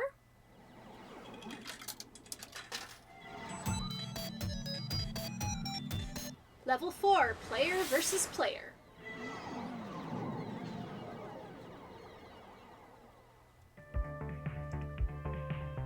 It is the future year 20XDX, and this is my hour. Max has come and gone, and we're hoping a good number of the folks we reach out to there will be here today at my big event, Funplex Attack. This is a make-or-break moment for me. My chance to put the Funplex on the map. My chance to make something more of this job than a 9-to-5 vacuuming the carpet and looking for missing ski balls. My chance to prove to myself that I can do this. Everybody's counting on me to bring in the customers and keep them coming back for more. Without that, we're constantly at risk of the Funplex shutting down. So, no pressure or anything. Here I am in the break room, psyching myself up, watching the clock. Once the little hand hits the 10 and the big hand hits the 12, Funplex Attack is go. I don't want to be nervous. I don't want to be freaking out like I was at Max. I want to face this with absolute confidence. But, well, sadly, I'm me and not someone else. And those old instincts to assume that everything will go wrong, those feelings are still hanging on. Almost time to hit the stage. You ready, Ari? No? Yes? You know what? Let's go with yes, even if it's no. I know exactly what you're feeling, Ari. Your heart is racing and your breath is shallow and you feel like you might pass out any second. Check, check, and check. I get the same way before a major community event, but I'll let you into my little secret. I take those thoughts of I'm anxious and instead I tell myself I'm excited. Both emotions have the same effects on the physical body, but changing the mental outlook works wonders. So, let's hear it. I'm, excited? All right. Perfection! Now don't stop. You keep telling yourself that and I'll keep everyone else dancing. In the end, everybody wins. Dance on. 10 o'clock. Time to do this. You can do this, Ari. And you know what?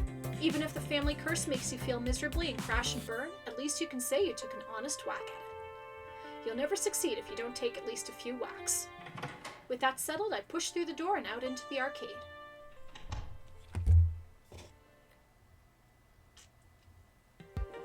Let's be honest, we'll probably get maybe a dozen randos anyway. No big deal, right? And that is not a dozen randos. That is considerably be more than a dozen randos. Wait, why am I panicking? This is a good problem to have. We wanted a big crowd for the event. Okay, it's more folks to wrangle, but I can do this. I can do this. I step out in front of the crowd, waving for attention. Hey everyone! Briefly, I look down to make sure I'm wearing pants, unlike my nightmares about public speaking. Welcome everyone to Funplex Attack at Francine's Arcade Funplex. We've got some awesome things in store for you today. I'll go over the basics, then we can get this party started. First, the token machines will be spreading out extra tokens when you buy $5 or more of them, so make the most of it. Second, the Fist of Discomforts tournament. We're streaming it live on Queen Bee's channel. Sign-ups are at the prize desk. See the giant pink flamingo for details. Third, a high score contest for nearly every other game in the arcade. Register your 3-letter initials with Gavin at the desk to join in. Whoever holds the top score at the end of the day gets a trophy and tokens.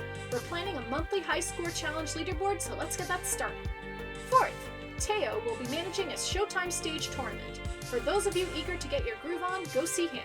Fifth, I can confirm the rumors. We're going to have Magical Moon Cuties playable on the floor today. The Funplex is home to the indies.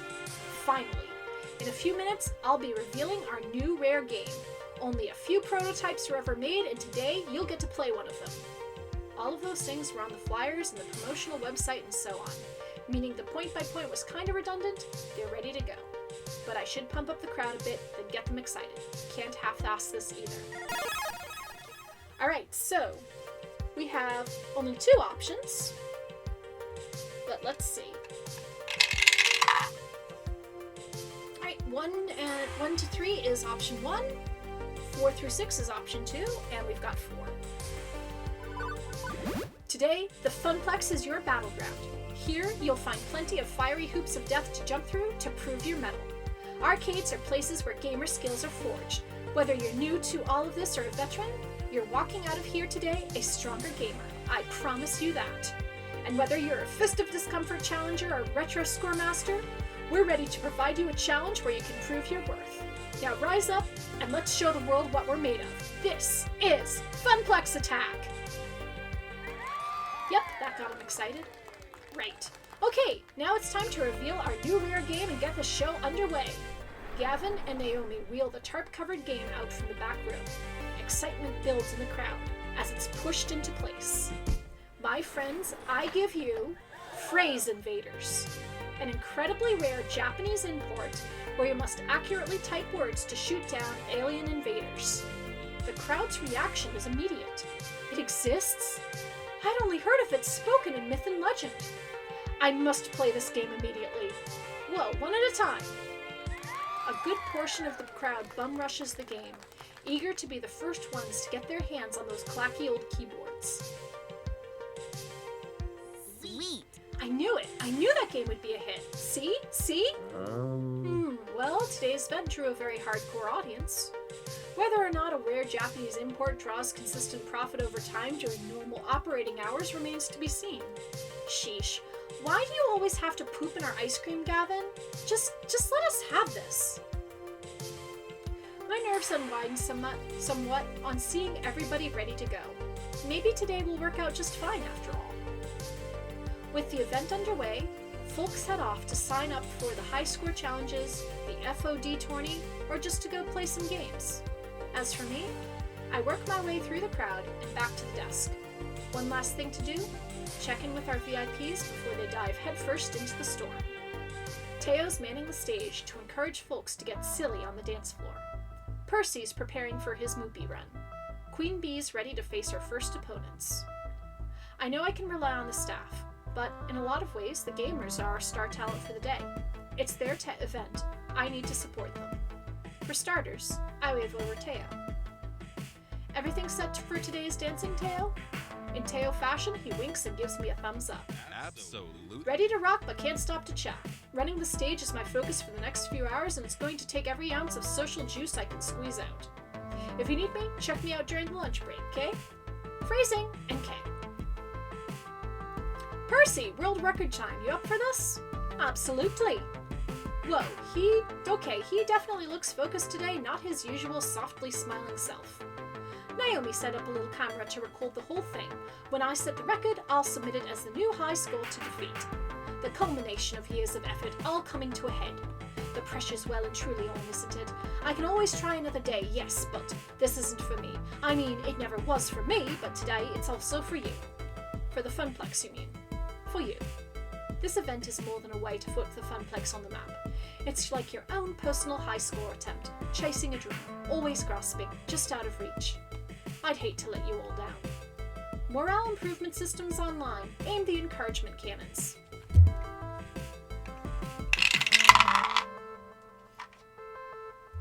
Alright, so that's option 1. I understand that game with the monkey and the barrels is somewhat popular. Maybe you could destroy that score if you strike out today. Too much drama around that one for my tastes. And, well, Moopy is deeply important to me. But I understand your meaning. I'll do my best, Ari. You have my word as a Sinclair. Well, they put a TM at the end of it, so they can do that.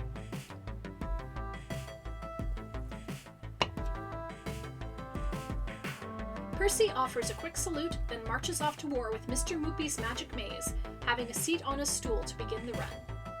Next up, checking in with... What the Ari, what the... Hey, ready for the tournament? Nope, no way. No, I am not ready in the slightest. Not for this. Not for him. With a subtle head nod, she indicates a fairly nondescript fellow with a t-shirt and jeans, standard gamer gear. But there's an unusual design on the back of his jacket, like some wide-eyed, fanged Oni. This is a local event, right? Funplex regulars, city scrubs, and a bunch of dance maniacs from Max? Yes, that's what this is. Then why the is the demon here? The who? Hey! Known on listen. Western shores as the Demon and in his home country of Japan as Kami, he's the top-rated Fist of Discomfort player in the world. As for your question, Miss B, I invited him. What? You asked me to handle invitations for the tournament, remember? As part of my helpful assistance in setting up Funplex Attack? Honestly, I was surprised he accepted my invitation. All the other top-rated pros turned it down flat. He even flew here from Japan on his own dime. Yen, isn't that nice of him? Ari, did your magical phone fairy just put me dead in the crosshairs of the greatest player who ever lived? Maybe? We'll go with yes. Sorry? I am so completely... Queen Bee can't be losing morale now, and I can't have my friend so frantic over this. Plus, this is one of the main events, and when she's in top fighting form, she's an all-star entertainer. I've got to pump her up.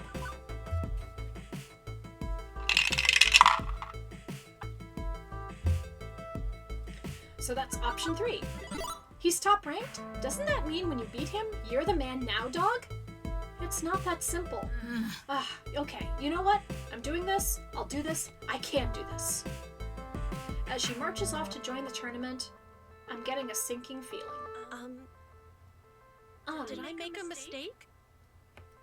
My calculations estimated that having a top player would bring in at least 150% more attendance. I mean, I was just trying to help this event be the best it could be. Okay, so 1 to 3 is option 1, and 4 to 6 is option 2. We got a 1, so don't worry about it, Iris. I asked you to invite star players that had hyped the event to the moon, and that's what you did.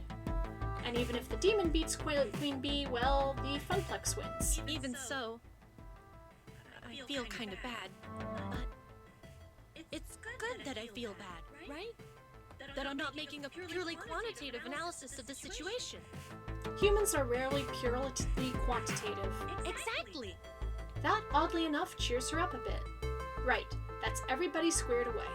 For the next few hours, it's floor attendant Ari on duty, making sure Funplex Attack soars like an eagle, rather than a turkey.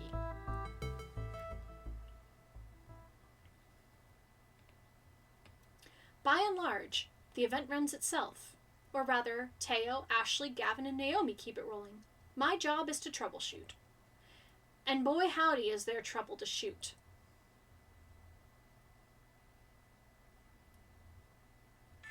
Not 1 hour in and we've got problems.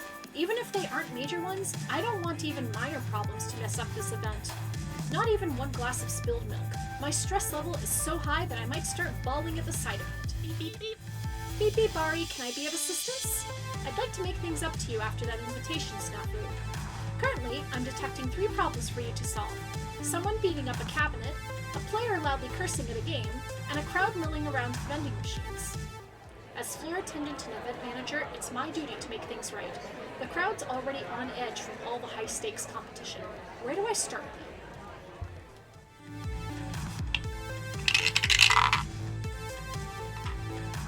Alright, so we got a 2, so that's option 1. This gamer's busy smacking the side of a Wild Rider cabinet. The fake plastic motorcycle handles on the front of the game rattle each time. No, this can't be happening. Sir, you're not allowed to hit the games. Plus, if Naomi saw this, he'd be as good as excommunicated. Oh, you're that person I got mad at when the fat dude wouldn't stop playing Whoopie, right? Sorry, I've got anger issues. I'm trying to work on them, but would you just look at this, of all the rotten luck. I got the top lap score. I did it, and now the game's frozen right after crossing the finish line. Honestly, I'm not surprised. Wild Rider is one of our most problematic games. It's constantly freezing or going splat. Naomi fixes it at least once a week. It was made in the early 2000s with janky low polys and low production values as a whole. I'm sorry for hitting the game. I guess that was pretty stupid of me, but is there anything you can do to help me keep my score? I've got a real shot at winning this one. This guy rubs me the wrong way, but he seems sincere in his apology. And he's a paying customer today, despite claiming he'd leave forever, so I should keep that ball rolling. Let's see.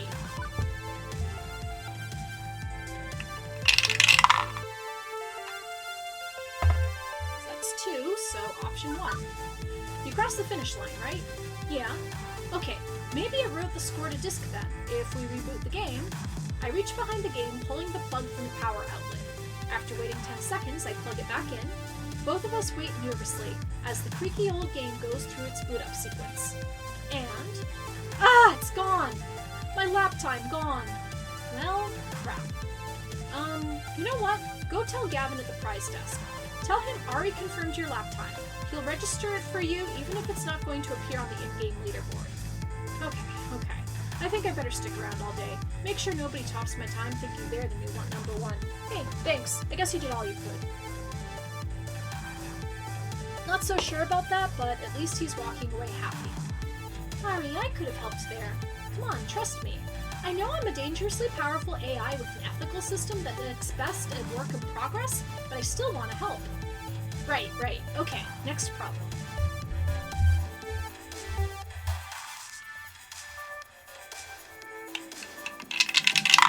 Okay, and that's a 1, so we're going to problem 1. Of all the immature little stunts to pull, that mother... Whoa, settle down. Fortunately for me, the gamer recognizes me immediately, thanks to my speech earlier. And also, fortunately for me, she calms down considerably, too. Sorry, glad you're here, I need your help. I mean, just look at this! Curious, I take a look at the currently top score on Qbert, which is registered to the initials ASS. Can you believe it? Someone beat my top score, then put in joke initials just to ruin my day. I know exactly who did it, too. Steve. That son of a... He's always putting like this just to mess with me. Hey, there he is. Steve, get your ass over here. Steve glances over and with a bemused smirk strolls on over to join us. Joy, something wrong? Of course something's wrong. You stole my high score. Did I? Oh, hey, look at that. I guess I did. Sucks to be you, huh, Joy? And your initials are? Because I know for a fact Gavin wouldn't have let you register for the high score competition as ASS. So, I played a little joke. So what? That's still my score up there. I'm taking home that trophy tonight. Urge to kill rising. Must control fist of death.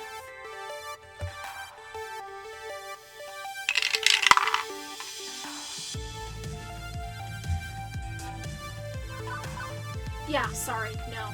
You want the trophy? You use your real initials. I'm disqualifying that score. Joy's score stands as the current winner. Smart decision making. I will text Gavin to tell him to keep Joey's score on top. Why, this is an outrage. You don't see Deco's Palace treating customers this way. Thank you. And ma'am, please, keep the cursing down. I know it's mostly hardcore gamers here today, but we do have some kids around. Yeah, I know. Sorry, it's just that Steve gets me so mad. He gets right under my skin, you know?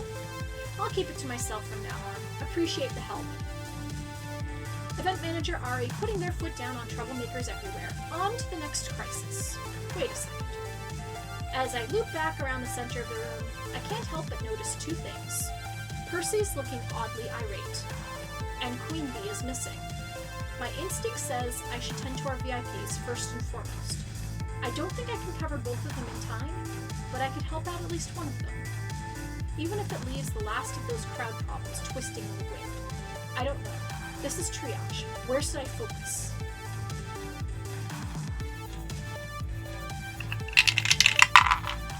Alright, so we've got 6, so 5 and 6 are going to be the sharks circling the snack machines. 1 and 2 would have been Queen Bee, 3 and 4 would have been Percy, but we're going to handle the snack machines. Button mashing is thirsty work, and right away from the red lights on the Shoda machine, I know exactly what is wrong. The waters of life, the dew that flows from the mountains, have dried up. What gives? It's completely empty. Shouldn't they have stocked up before a big event? We did stock up. They just drank it all faster than expected, and there's no more in the back to replace it. Ah, I need more caffeine. More caffeine! Think you've had enough there, buddy. They sell us all those salty snacks from one machine and then empty our wallets into the other. It's all part of the grand master plan. Pretty sure nothing we do here is organized enough to be considered a grand master plan. Although, maybe I should run this by Gavin. He might have a way to turn this conspiracy theory into reality. We want soda! We want soda! Ashley's doing her best to intervene, but a giant flamingo isn't really distracting enough to keep a bunch of thirsty gamers at bay. How are we going to fix this?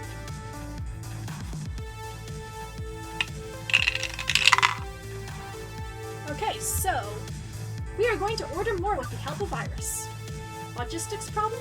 This feels like a job for Iris at your service. We need soda pronto.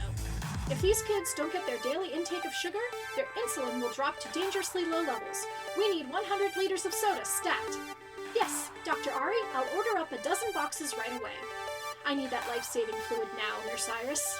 Even with free 2-day shipping, I don't think they'd get here soon enough. Already got it covered, Ari. And soon, even over the din of the crowd, I can hear a distant buzzing sound, drawing closer and closer.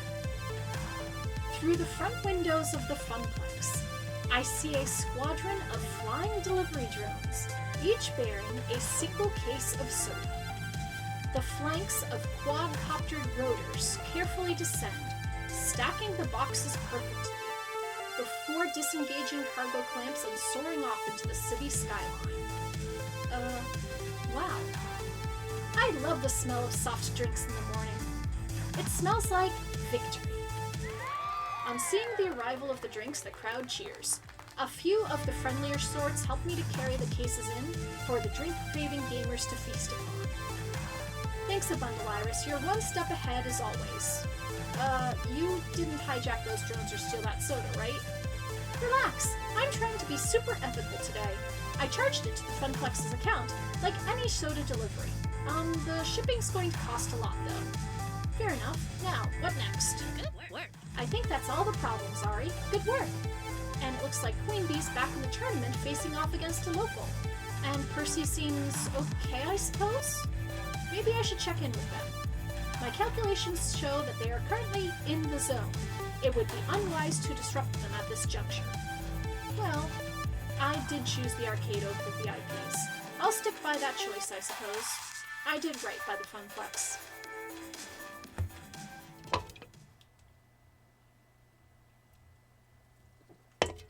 Funplex attack runs smoothly after those messes are taken care of, leaving me with one duty remaining, putting calories in my body so I don't pass out. Running around the Funplex all morning takes a lot out of me. Half a Funplex attack in the can. Half to go. I've been running myself ragged trying to catch every little problem. And there's still plenty left to do. But no sense not practicing self-care, too. It's time to get my lunch on. And while a nice quiet moment to myself would probably help, what would help more would be a smidge of social interaction beyond crisis management. Percy and Queen Bee are obviously tied up in their own affairs, but everybody else should be open. Who should I lean on in my time of need?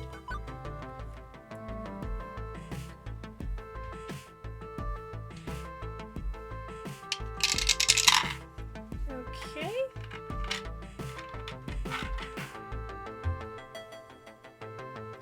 And that is a 2. So we'll choose Gavin. I work my way around packs of gathered gamers to approach the prize desk. As I explained already, Pole Position and Pole Position 2 are different games. You can't just map your Fuji lap time from one to the other. Oh, okay. Gavin sighs as the gamer wanders off. Ari, I don't envy you this job, that's for certain. Tell me about it. Listen, you want to go get some lunch? It'd be a chance to clear your head and relax a bit. I suppose I can spare a few minutes, certainly. Eager to depart, Gavin leads the way as we head next door, away from the chaos and noise of the Funplex.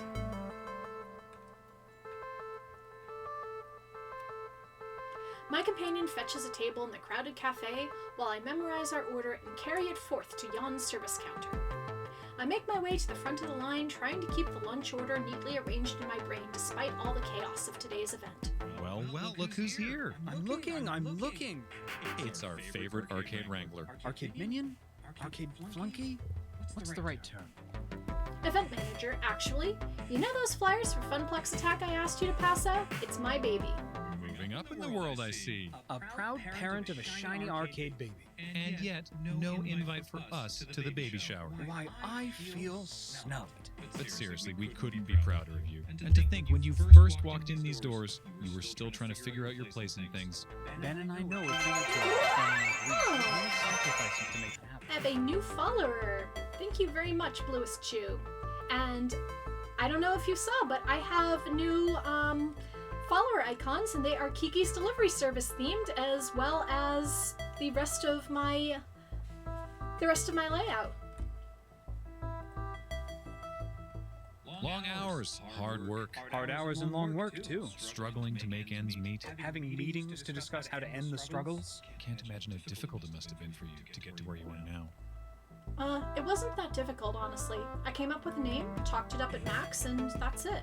Oh, I'd be on the lookout for hidden costs on the back end then. Speed bumps on the road of life to catch you unawares as you're soaring down the highway of success. But if you wreck your $500,000 imported sports car of business triumph, we'll be there to drown your sorrows in coffee. And donuts. And donuts. Don't forget the donuts, an essential component. Next order, please. Shaking my head, I wander back to our table with a lunch in tow. As Gavin settles in to enjoy his lunch and his time away from Funplex Attack, he relaxes a bit. So, tell me about yourself, for starters. I mean, we work together and you like pinball, I guess. I barely know anything about you beyond that. Why do you care? It's just a thing people do, right? Chatting like this. We work together on the job. Isn't that enough? But I suppose it'd be impolite to turn down such a request. Very well. Where would you like to start, precisely? At the start? I mean, why the arcade, exactly? Because it's a losing prospect. Don't misunderstand me. I'd love for it not to be a losing prospect, and honestly, I'm pleased you're stepping up to help with that. I suppose, well, you know I like to bring order to chaos, just like pinball. It requires a degree of finesse alongside a degree of luck. Two factors my family simply does not understand. Oh, we don't have to get into family stuff if you don't want to. No, it'd go a long ways up to explaining how I came to be where I am. It's fine. I suppose the best standalone example would be my father, constantly reminding me how he came from nothing and made himself into a business success, a gold standard. Except it's a lie. His father came from nothing, not him.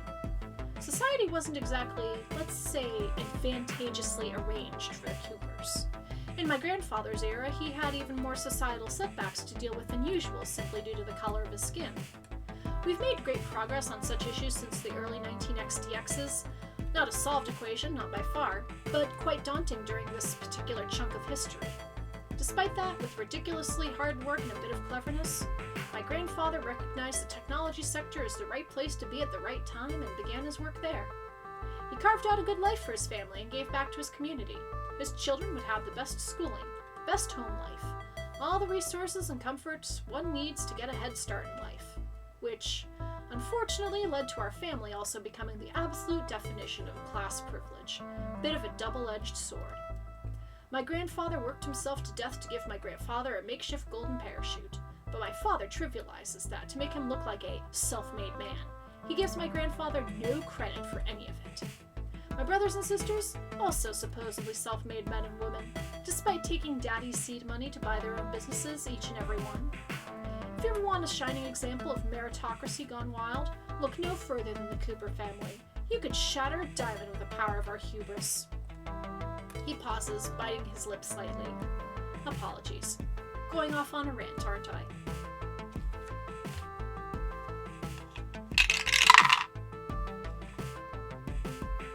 Right, so that's option 3.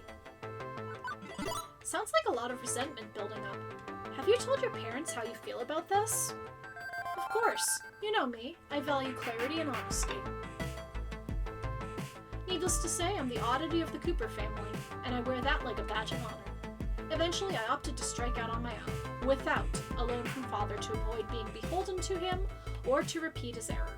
You must think me daft. Turning down my family's wealth and taking up a position as accountant of a small family arcade, but I saw it as a challenge. A chance to be my own man, like my grandfather before me. The world gave him nothing. He came from nothing. But through hard work and determination, he did. He overcame. And while my brothers and sisters bought up tech companies, mashing up their projects together, then flipping them on the market once the value increased, I sought to take a failing enterprise, make it succeed, and stay with it. I'm not a love it and leave it man when it comes to business. I will overcome in my own way. So, that's me, in a nutshell. A child of means who rejected those means and embraced a dream of madness. Does this suffice for your getting to know you needs, Ari? I'm left dumbfounded for a moment. I'd been expecting light small talk, not a backstory plus mission statement. And honestly, I hadn't expected the accountant of a video arcade to be, well, born into a high tax bracket, a bit like the surprise of Percy's wealth.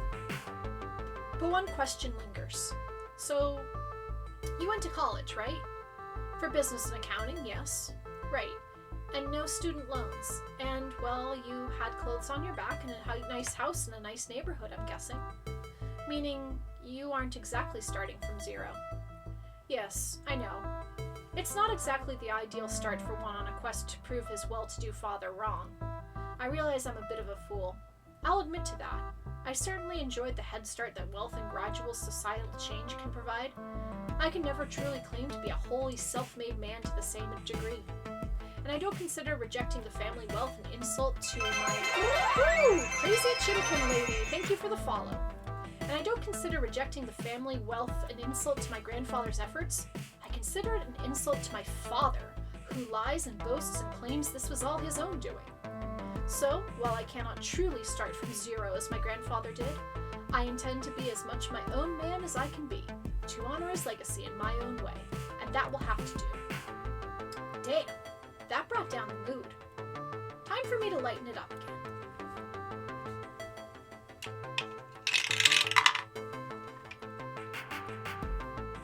So it's a 5 on the dice, so we are going with option 3.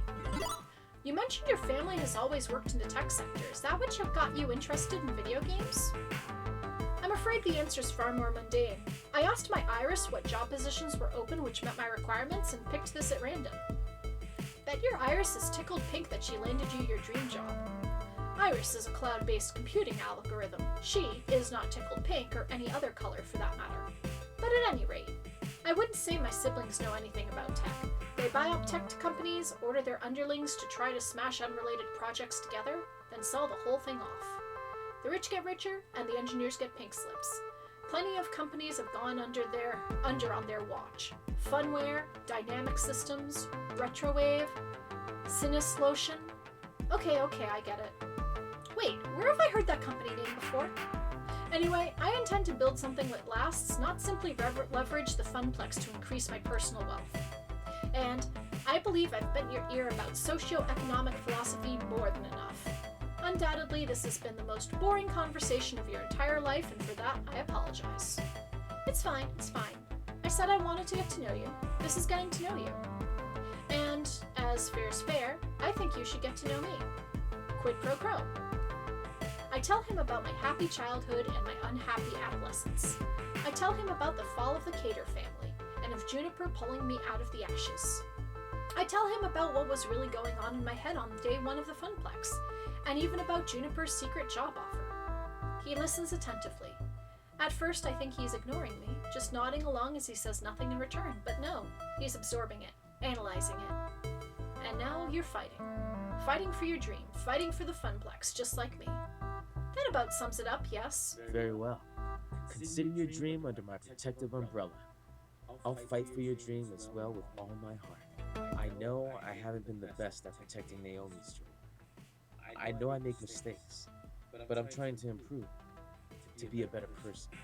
I trust that if I ever accidentally step on your dream, you will let me know, with honesty and clarity. Do not hold back. Don't be afraid to hurt my feelings. Wouldn't dream of it. Then we have an accord. I suppose we've hidden ourselves away from Funplex attack long enough. Shall we return? We quickly gather up our trash and shuffle on back to our jobs. Him at the desk, myself on the floor. The event's not over, not by a long shot. Alright, my voice is getting tired. It is a little bit past 10, so what I'm going to do is I am going to save here now, and we are going to check to see who is streaming right now so I can give them a raid. Oh yeah, that music, it is not eerie at all, is it? Let's see here. Who is streaming?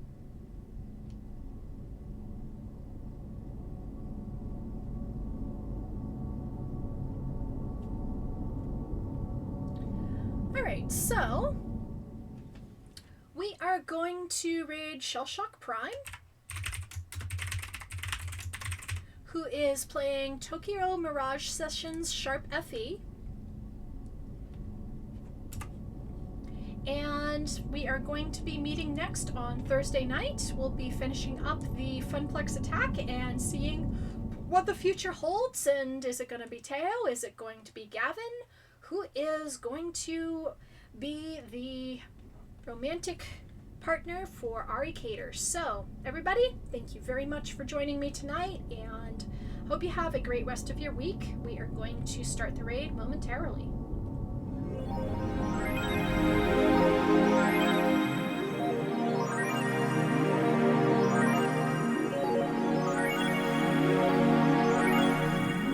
I have regrets of that one, but like there literally was nothing I could have done to salvage that. It was due for the start. For me, I try to get as high as possible because I know if I lie to myself, I end up thinking deeper. Hey, Julie.